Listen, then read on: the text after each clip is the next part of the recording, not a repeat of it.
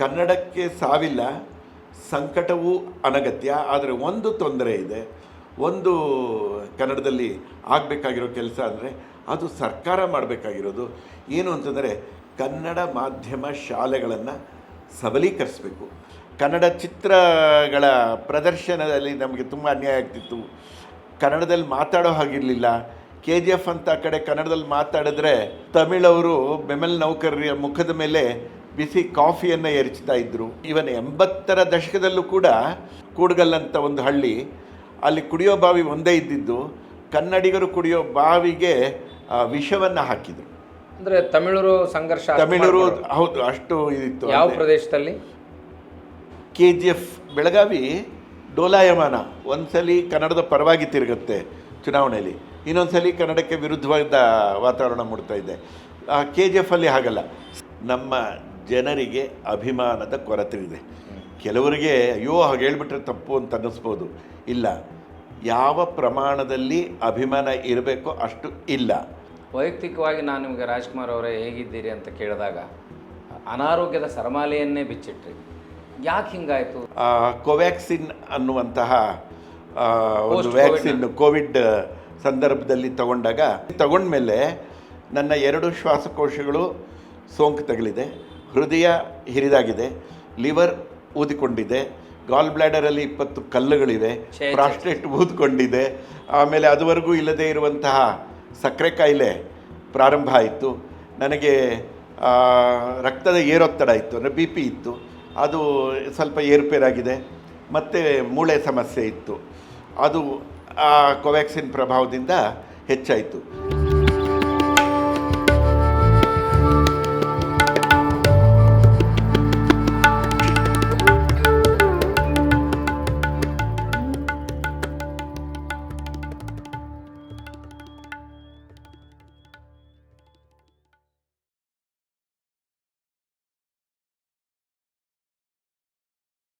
ಮೊದಲು ಒಂದು ಬ್ಯಾನರ್ ಬರೀಬೇಕು ಅಂದರೆ ಕಲಾವಿದನನ್ನೇ ಆಶ್ರಯಿಸಬೇಕಾಗಿತ್ತು. NGEFನ ತರಂ ಕೃಷ್ಣಗೌಡ ಅನ್ನುವರು ಅಲ್ಲಿ ವ್ಯವಸ್ಥಾಪಕ ನಿರ್ದೇಶಕರಾಗಿದ್ದಾಗ 8 ಆಕಾರಗಳಲ್ಲಿ ಕನ್ನಡ ಅಕ್ಷರ ಸ್ಟೆನ್ಸಿಲ್ ಸ್ಕೇಲ್ ಮಾಡಿದರು. ಯಾವ್ದು ಬೇಕಾದರೂ ಅದನ್ನು ಬರೆದು ನಾವು ಬ್ಯಾನರು ಇದೆಲ್ಲ ಮಾಡ್ಬೋದಾಗಿತ್ತು. ಆ ಥರದ ಪ್ರಯತ್ನ ಬೇರೆ ಕಡೆ ಆಗಿಲ್ಲ. ಇವತ್ತು ಕನ್ನಡ ಅತ್ಯಂತ ಅದ್ಭುತವಾಗಿದೆ. ಒಂದು ಗಾಳಿ ಸುದ್ದಿ ಇದೆ. ಜರ್ಮನಿಯಲ್ಲಿ ಸೂಪರ್ ಕಂಪ್ಯೂಟರ್ ಅಂತೇನೋ ತಯಾರು ಮಾಡ್ತಾ ಇದ್ದಾರೆ. ಯಾರು ಅದನ್ನು ಸರಿಯಾಗಿ ಅಧಿಕೃತವಾಗಿ ಖಚಿತಪಡಿಸಿಲ್ಲ. ಅಲ್ಲಿ ಬಳಸ್ತಾ ಇರೋದು ಈಗ 0 ಮತ್ತು 1 ಇವೆರಡು ಕನ್ನಡದ ಗಣಕ ಕಾರ್ಯ ನಿರ್ವಹಿಸುವಂತಹ ವಿಧಾನ. ಇನ್ನು ಮುಂದೆ ಆ ಸೂಪರ್ ಕಂಪ್ಯೂಟ್ರಲ್ಲಿ ಹಿಂದೆ ಇದ್ದಂತಹ ಕನ್ನಡ ವರ್ಣಮಾಲೆಯನ್ನು ಬಳಸ್ತಾ ಇದ್ದಾರೆ. ಸಿರಿಭೂ ವಲಯದಲ್ಲಿ ಕನ್ನಡ ವರ್ಣಮಾಲೆ ಇದೆ, ಅದನ್ನು ಬಳಸ್ತಾ ಇದ್ದಾರೆ ಅಂತ ಒಂದು ಸುದ್ದಿ. ಬಹಳ ಪ್ರಯತ್ನ ಪಡ್ತಿದ್ದೀನಿ ಅದು ನಿಜಾನ ಅಂತ ತಿಳ್ಕೊಳ್ಳೋದಕ್ಕೆ. ಅಂದರೆ ಕನ್ನಡ ಭಾಷೆ ಬೆಳೆದಿದೆ, ಕನ್ನಡ ಭಾಷೆ ಉಳಿತಾ ಇದೆ, ಕನ್ನಡಕ್ಕೆ ಸಾವಿಲ್ಲ. ಕನ್ನಡಕ್ಕೆ ಸಾವಿಲ್ಲ, ಸಂಕಟವೂ ಅನಗತ್ಯ. ಆದರೆ ಒಂದು ತೊಂದರೆ ಇದೆ. ಒಂದು ಕನ್ನಡದಲ್ಲಿ ಆಗಬೇಕಾಗಿರೋ ಕೆಲಸ ಅಂದರೆ ಅದು ಸರ್ಕಾರ ಮಾಡಬೇಕಾಗಿರೋದು ಏನು ಅಂತಂದರೆ ಕನ್ನಡ ಮಾಧ್ಯಮ ಶಾಲೆಗಳನ್ನು ಸಬಲೀಕರಿಸಬೇಕು, ಸದೃಢಗೊಳಿಸಬೇಕು. ಯಾವುದೇ ಕಾರಣಕ್ಕೂ ಕೂಡ ನೆಪವನ್ನು ಒಡ್ಡಿ ಅವುಗಳನ್ನು ಪಬ್ಲಿಕ್ ಶಾಲೆ ಅಂತ ಮಾಡುವಂಥದ್ದು. ಆ ಪಬ್ಲಿಕ್ ಶಾಲೆಯಲ್ಲಿ ಆಂಗ್ಲ ಮಾಧ್ಯಮ ತರಗತಿಯನ್ನು ತೆಗೆದು ಆಯ್ಕೆಯ ಅವಕಾಶವನ್ನು ಕೊಟ್ಟರೆ ಅವರು ಎಲ್ಲರೂ ಕೂಡ ಇಂಗ್ಲೀಷ್ ಮಾಧ್ಯಮ ಆಯ್ಕೆ ಮಾಡ್ಕೊಳ್ತಿದ್ದಾರೆ. ಒಂದು ಶಾಲೆಗೆ 2-3 ಕನ್ನಡ ಮಾಧ್ಯಮದಲ್ಲಿ ಉಳಿತಾರೆ, ಅವರಿಗೆ ತರಗತಿ ಮಾಡೋದಕ್ಕಾಗೋದಿಲ್ಲ, ಅವರು ಇಂಗ್ಲೀಷ್ ಮಾಧ್ಯಮದ ಕಡೆ ಬರ್ತಿದ್ದಾರೆ. ಹಾಗಾಗಿ ನಮ್ಮ ಸರ್ಕಾರ ಇದ್ರ ಕಡೆ ಗಮನ ಹರಿಸಿ ಪಬ್ಲಿಕ್ ಶಾಲೆಯಲ್ಲಿ ಇಂಗ್ಲೀಷ್ ಮಾಧ್ಯಮ ತರಗತಿಯನ್ನು ಯಾವುದೇ ಕಾರಣಕ್ಕೂ ಕೂಡ ತೆರೀಬಾರ್ದು. ಮತ್ತು ಅಲ್ಲಿ ಇಂಗ್ಲೀಷ್ ಶಾಲೆ ತೆರೆದರೂ ಕೂಡ ಆ ವಿದ್ಯಾರ್ಥಿಗಳಿಗೆ ಬೋಧಿಸೋರು ನಮ್ಮ ಕನ್ನಡ ಶಿಕ್ಷಕರೇ. ಅವರಿಗೆ ಇಂಗ್ಲೀಷ್ ಬೋಧಿಸೋದಕ್ಕೆ ಬರೋದೇ ಇಲ್ಲ. ಅವರ ಹೆಸರನ್ನು ಸರಿಯಾಗಿ ಬರೆಯೋದಕ್ಕೂ ಕೂಡ ಎಷ್ಟೋ ಜನಕ್ಕೆ ನಾನು ಕರೆಸ್ತಿದ್ದೇನೆ. ನಾನು ಈ ಆಡಳಿತ ಕನ್ನಡ ಈ ಶಿಬಿರಗಳು ನಡೆಸೋದ್ರ ಜೊತೆಗೆ ಶಿಕ್ಷಕರಿಗೆ ಭಾಷಾ ಬೋಧನಾ ಕಮ್ಮಟ ನಡೆಸಿದ್ದೇನೆ. ಮೊದಲನೇ ಭಾಷೆಯ ಕನ್ನಡ ಹೇಗೆ ಕಲಿಸ್ಬೇಕು, ಎರಡನೇ ಭಾಷೆಯ ಕನ್ನಡ ಹೇಗೆ ಕಲಿಸ್ಬೇಕು ಅನ್ನೋದನ್ನು ಮಾಡಿದ್ದೇನೆ. ಆಮೇಲೆ ಕನ್ನಡ ಪುಸ್ತಕಗಳನ್ನು ಓದುವ ಕ್ರಮ ಹೇಗೆ ಅನ್ನುವ ಶಿಬಿರಗಳಲ್ಲೂ ಕೂಡ ನಾನು ಭಾಗವಹಿಸಿ ಅದನ್ನು ದಾಟಿಸ್ತಾ ಇದ್ದೇನೆ. ಸ್ಟಾಕ್ ಮಾರ್ಕೆಟ್ಟು ಅಂದರೆ ಷೇರು ಮಾರುಕಟ್ಟೆಯನ್ನು ಕನ್ನಡದಲ್ಲಿ ಆ ಪರಿಕಲ್ಪನೆಗಳನ್ನು ಬೆಳವಣಿಗೆಗಳನ್ನು ಜನಕ್ಕೆ ಪರಿಚಯಿಸುವಂತಹ ಕೆಲಸ ಮಾಡಿ ಕನ್ನಡಿಗರಲ್ಲಿ ಆರ್ಥಿಕ ಚೈತನ್ಯವನ್ನು ತುಂಬೋದಕ್ಕೂ ಕೂಡ ನಾನು ನನ್ನನ್ನು ತೊಡಗಿಸ್ಕೊಂಡಿದ್ದೇನೆ. ಅನೇಕ ಶಿಬಿರಗಳನ್ನು, ರಾಜ್ಯ ಮಟ್ಟದ ಶಿಬಿರಗಳನ್ನು ಮಾಡಿದ್ದೇನೆ. ಕನ್ನಡ ತರಗತಿಗಳನ್ನೇ, ಸ್ಟಾಕ್ ಮಾರ್ಕೆಟ್ ಕನ್ನಡ ತರಗತಿಗಳನ್ನೇ ನಾನು ಸ್ಟಾಕ್ ಮಾರ್ಕೆಟ್ ವಿಷಯದನ್ನು ಕನ್ನಡದಲ್ಲಿ ಮಾಡ್ತಾ ಇದ್ದೀರಾ ನೀವು? ಮಾಡ್ತಾ ಇದ್ದೀನಿ. ಅದು ಹೇಗೆ ಪೂರಕ ಮತ್ತು ನಿಮ್ಗೆ ಹೆಂಗೆ ಅದ್ರ ಬಗ್ಗೆ ಒಂದು ಪರಿಜ್ಞಾನ ಬಂತು ಸರ್? ಹಾಂ ಸರ್, ಶೇರ್ ಮಾರ್ಕೆಟಿಗೂ ನಿಮಗೂ ಸಾಧ್ಯ ಇಲ್ಲ. ಹೌದು ನೀವು ಸರ್, ಕನ್ನಡ ಪರ ಹೋರಾಟಗಾರರು. ನನಗೆ ಆ ಮೂಳೆ ಸವೆತ ಬಂತು ಬಹಳ ಚಿಕ್ಕ ವಯಸ್ಸಲ್ಲೇ. ಆರ್ಥ್ರೈಟಿಸ್ ಅಂತಾರೆ, ಆರ್ಥ್ರೈಟಿಸು. ಆಗ ಪುಸ್ತಕಗಳು, ನಾನು ಪ್ರಕಾಶಕನಾದೆ. ಸ್ವಲ್ಪ ಕಾಲ ಕನ್ನಡ ಪುಸ್ತಕಗಳನ್ನು ಹೊತ್ತು ಮಾರ್ತಾ ಇದ್ದೆ. ಪ್ರಕಾಶನ ಸಂಸ್ಥೆಗೆ ಏನು ಹೆಸರಿಟ್ರಿ? ಸಿರಿಗನ್ನಡ ಪ್ರಕಾಶನ. ಪುಸ್ತಕಗಳನ್ನು ಪ್ರಧಾನವಾಗಿ ಹೊತ್ತು ಅವುಗಳನ್ನು ಸಭೆ ಸಮಾರಂಭ ಸಂಕಿರಣ ಅಲ್ಲೆಲ್ಲೇ ನಡೆಯುತ್ತೋ, ಸಮ್ಮೇಳನ ನಡೆಯೋ ಕಡೆ ಪುಸ್ತಕಗಳನ್ನು ಮಾರುವಂಥದ್ದು. ಸದಭಿರುಚಿ ಧ್ವನಿ ಸುರುಳಿಗಳನ್ನು ಮಾರುವಂಥದ್ದು. ಕನ್ನಡ ಭಾವಗೀತೆ, ಜನಪದ ಗೀತೆ, ಶಾಸ್ತ್ರೀಯ ಸಂಗೀತ, ನಾಟಕ, ಹರಿಕತೆ, ಚಿತ್ರಗೀತೆಗಳು ಅಲ್ಲ ಮಾರ್ತಾಯಿದ್ದೆ. ಅದನ್ನು ಹೊರೋದು ಮಾಡೋದು ಕಷ್ಟ ಇತ್ತು ಮೂಳೆ ಸವೆತ ಬಂದಾಗ.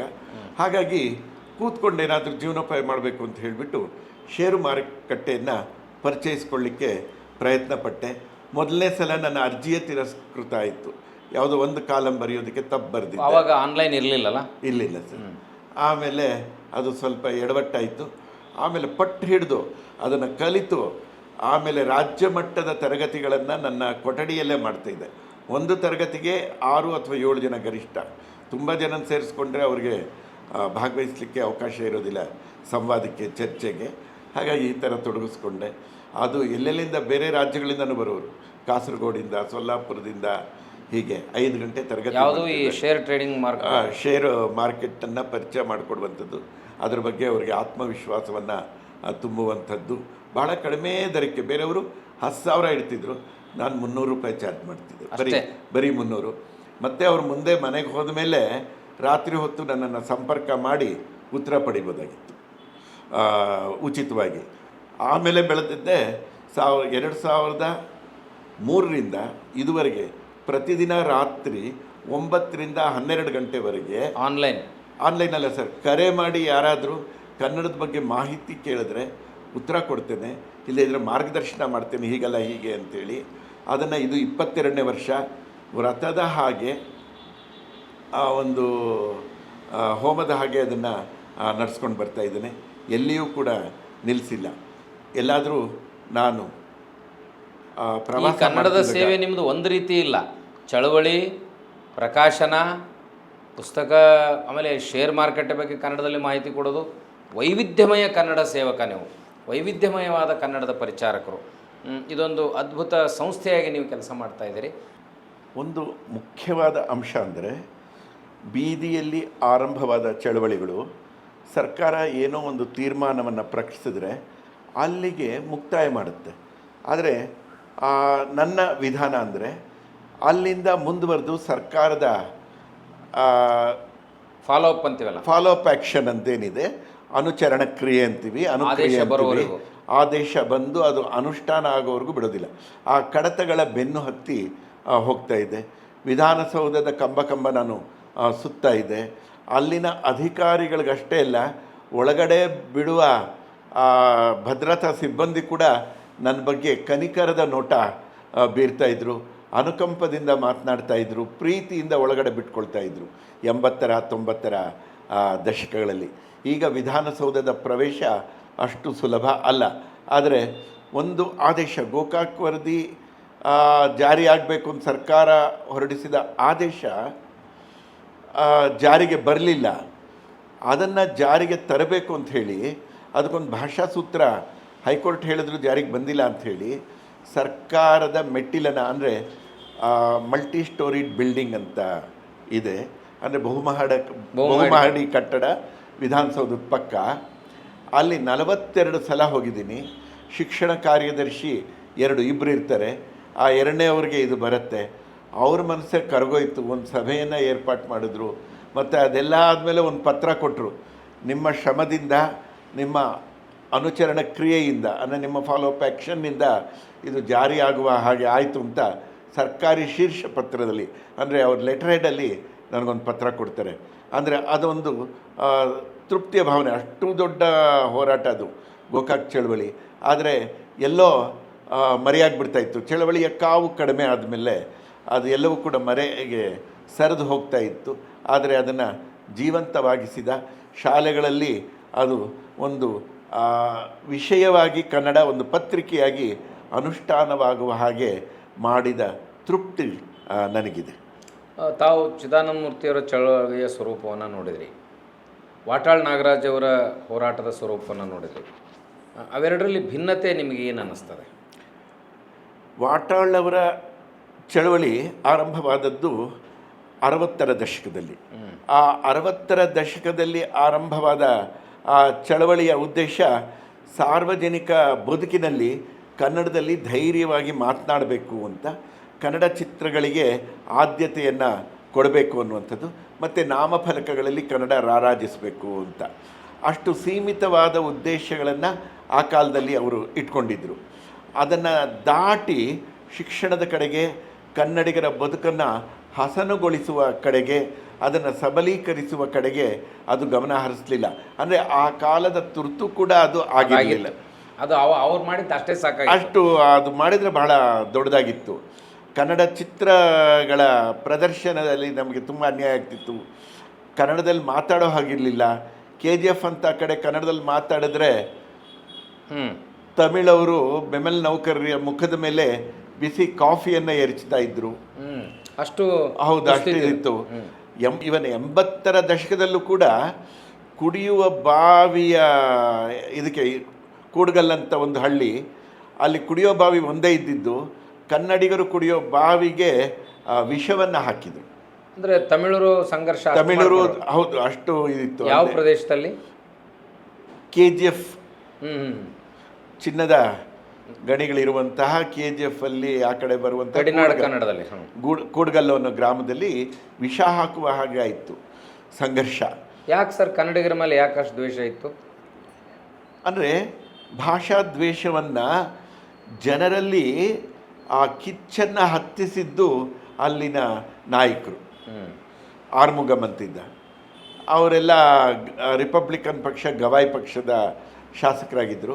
ಅವರು ಬೇಳೆ ಬೇಯಿಸ್ಕೋಬೇಕು ಅಂದರೆ ಜನರಲ್ಲಿ ಏನಾದರೂ ಒಡಕನ್ನು ಉಂಟು ಮಾಡಬೇಕಾಗಿತ್ತು. ಮತ್ತು ಬೆಂಗಳೂರಲ್ಲಿ ತಮಿಳರು ಭಾಳ ಜನ ಇದ್ದಾರಲ್ಲ, ಆ ರೀತಿ ನಾವು ಮಾಡಿದರೆ ಸರಿ ಇರ್ತದ ಅನ್ನುವಂಥ ಭಾವನೆಯ ಅವೆಲ್ಲ ಸರ್. ಅವರ ಬದುಕು ಹಸನಾದರೆ ಸಾಕು, ಅವರ ರಾಜಕೀಯ ಹಾದಿಗೆ ಯಾವುದು ಅಡ್ಡಿ ಬರಬಾರ್ದು ಅನ್ನೋ ಥರ ಮಾಡ್ತಾಯಿದ್ರು. ಈಗ ಆ ಪರಿಸ್ಥಿತಿ ಇಲ್ಲ. ರಾಜ್ಕುಮಾರ್ ಅವರನ್ನು ನಾನು ಬೆಳಗಾವಿಯಿಂದ ಆರಂಭ ಆಗಿತ್ತು ಜಾಥಾ, ವಿಜಯೋತ್ಸವ ಜಾಥಾ. ಈ ಸಲ ಮತ್ತೆ ಬೆಳಗಾವಿಯಿಂದಲೇ ಆರಂಭ ಆಗಬಾರ್ದು, ಮೂಡಣ ಸೀಮೆ ನಮ್ಮದು, ಈ ಕಡೆಯಿಂದ ಬಯಲು ಸೀಮೆಯಿಂದ ಆರಂಭ ಮಾಡಿ ಅಂಥೇಳಿ ಬಂಗಾರಪೇಟೆಯಿಂದ 82ರ ಜುಲೈ 1 ಮತ್ತು 1ನೇ ತಾರೀಕು ಆ ಜಾಥಾ ಆರಂಭವಾಯಿತು. ಕೋಲಾರದ ಕಡೆಯಿಂದ ಪ್ರಾರಂಭ ಮಾಡಿಸ್ದೆ ಬಂಗಾರಪೇಟೆಯಲ್ಲಿ. ನಾವು ಬೇಕು ಅಂಥೇಳಿ ಇದಕ್ಕೆ ಹೋಗೋದು ಬೇಡ ಅಂದ್ಕೊಂಡ್ವಿ, ಗಲಾಟೆ ಆಗ್ಬೋದು ಅಂತ KGF ಅಲ್ಲಿ. ಅವರಿಗೆ ನಾವು ಬರ್ತೇವೆ ಅಂತ ಹೇಳದೇ ಇದ್ದರೂ ಕೂಡ ಅವರೊಂದು ವೇದಿಕೆ ನಿರ್ಮಾಣ ಮಾಡಿ ಪ್ರಚಾರ ಮಾಡಿಬಿಟ್ಟಿದ್ರು.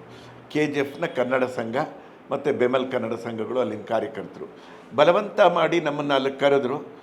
ನಾವು ಅನಿವಾರ್ಯವಾಗಿ ಹೋಗಬೇಕಾಗಿ ಬಂತು. ಬಸ್ಸಿನ ಮುಂದೆ ಮಲಗಿದ್ರು. ನಾವು ಹೋಗಿ ಬಂದ ಮಾರನೇ ದಿನ, ಅಂದರೆ ಜುಲೈ 1ಕ್ಕೆ ಹೋದ್ವಿ. 2, 3 ಬಿಟ್ಬಿಟ್ಟು 4, 5ನೇ ತಾರೀಕಿಂದ ಅಲ್ಲಿ ಮಾರಣ ಹೋಮ ನಡೆದ್ಬಿಡ್ತು. ಸರ್ಕಾರದ ಅಂಕಿ ಅಂಶಗಳ ಪ್ರಕಾರ ಅಲ್ಲಿ ಕಂಡಲ್ಲಿ ಗುಂಡು ಮಾಡಿ, ಕರ್ಫ್ಯೂ ಹಾಕಿ ಕಂಡಲ್ಲಿ ಗುಂಡು ಮಾಡಿ ಗುಂಡೂರಾಯರ ಸರ್ಕಾರ 200 ಜನ ತಮಿಳರು ಸತ್ರು ಅಂತ ಆ ಭಾಷಾ ಹೋರಾಟದಲ್ಲಿ ವರದಿ ಕೊಡುತ್ತೆ. ವಾಸ್ತವವಾಗಿ ಸಾವಿರ ಗಟ್ಟಲೆ ಜನ ರಾಜ್ಕುಮಾರ್ ಭೇಟಿಯ ನಂತರ ಪುಂಡಾಟ ಮಾಡಿದ್ದಕ್ಕೆ ಸರ್ಕಾರ ಬಲಿ ತಗೊಳ್ತು.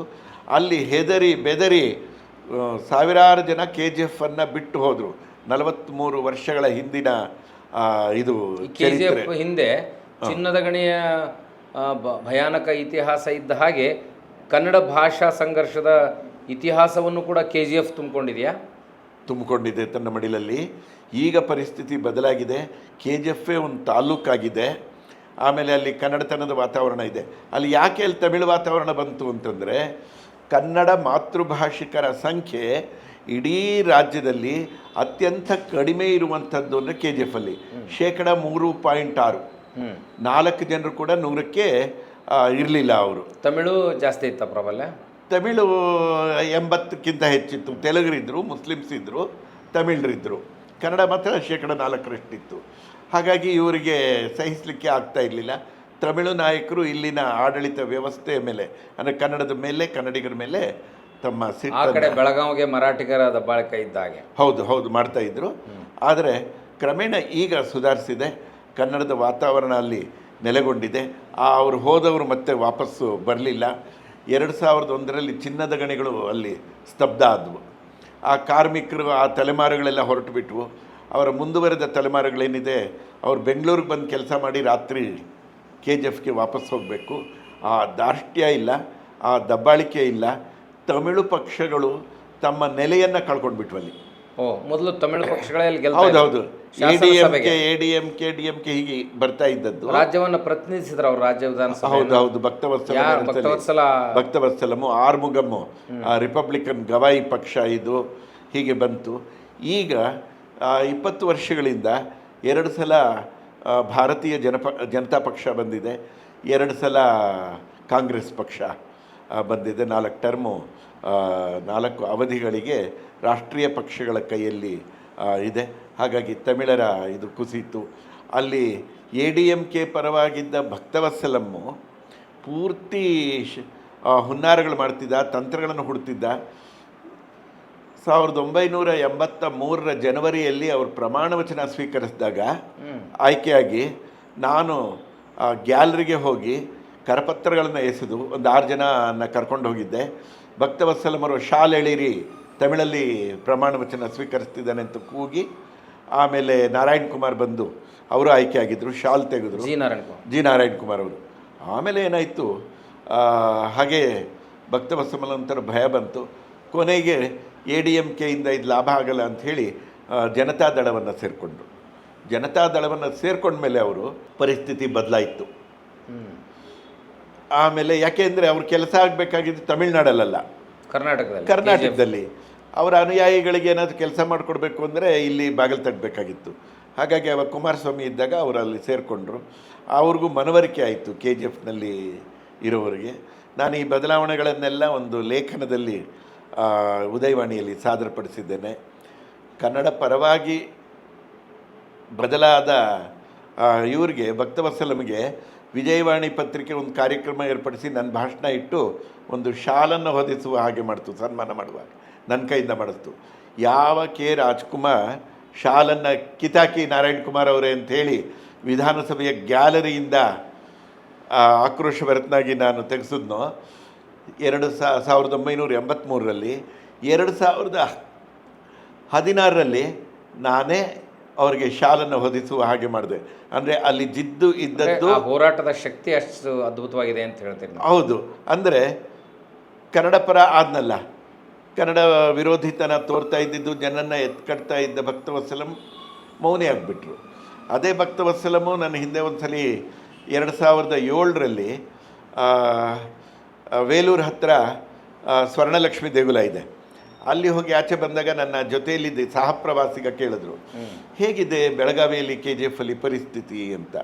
ನಾನು ಹೇಳಿದೆ, ಭಕ್ತವತ್ಸಲಮ್ಮು ಹೀಗೆ ಬದಲಾಗಿದ್ದಾರೆ, ಅವರು ಜನತಾದಳ ಸೇರಿಕೊಂಡ್ರು ಅಂದರು. ಯಾಕೆ ಅಂದರೆ ತಮ್ಮ ಅನುಯಾಯಿಗಳನ್ನ ಆಸೆ ಆಕಾಂಕ್ಷೆಗಳನ್ನು ಪೂರೈಸಲಿಕ್ಕೆ ಅಂತ ಹೇಳಿದ್ರು. ಅವ್ರು ಬದಲಾಗಿದ್ದು ಸರಿನಾ ಅಂತ. ಸರಿ, ಕನ್ನಡದ ವಿರೋಧ ಇದ್ದಾಗ ನಮ್ಮ ವಿರೋಧ, ಕನ್ನಡದ ಪರವಾಗಿದ್ದಾಗ ಅವ್ರು ನಾವು ಬೆಂಬಲಿಸ್ತೇವೆ ಎಂದೆ.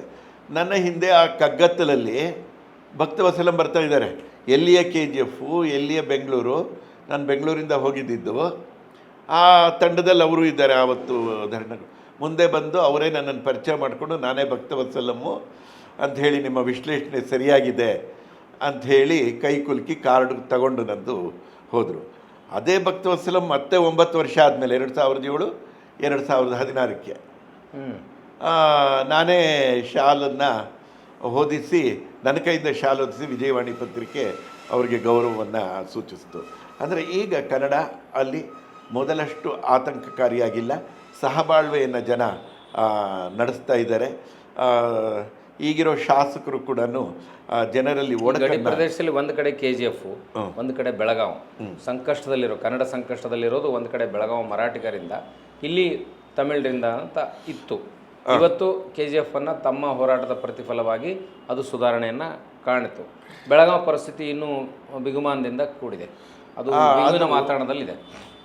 ಬೆಳಗಾವಿ ಡೋಲಾಯಮಾನ, ಒಂದ್ಸಲಿ ಕನ್ನಡದ ಪರವಾಗಿ ತಿರುಗುತ್ತೆ ಚುನಾವಣೆಯಲ್ಲಿ, ಇನ್ನೊಂದ್ಸಲಿ ಕನ್ನಡಕ್ಕೆ ವಿರುದ್ಧವಾದ ವಾತಾವರಣ ಮೂಡ್ತಾ ಇದೆ.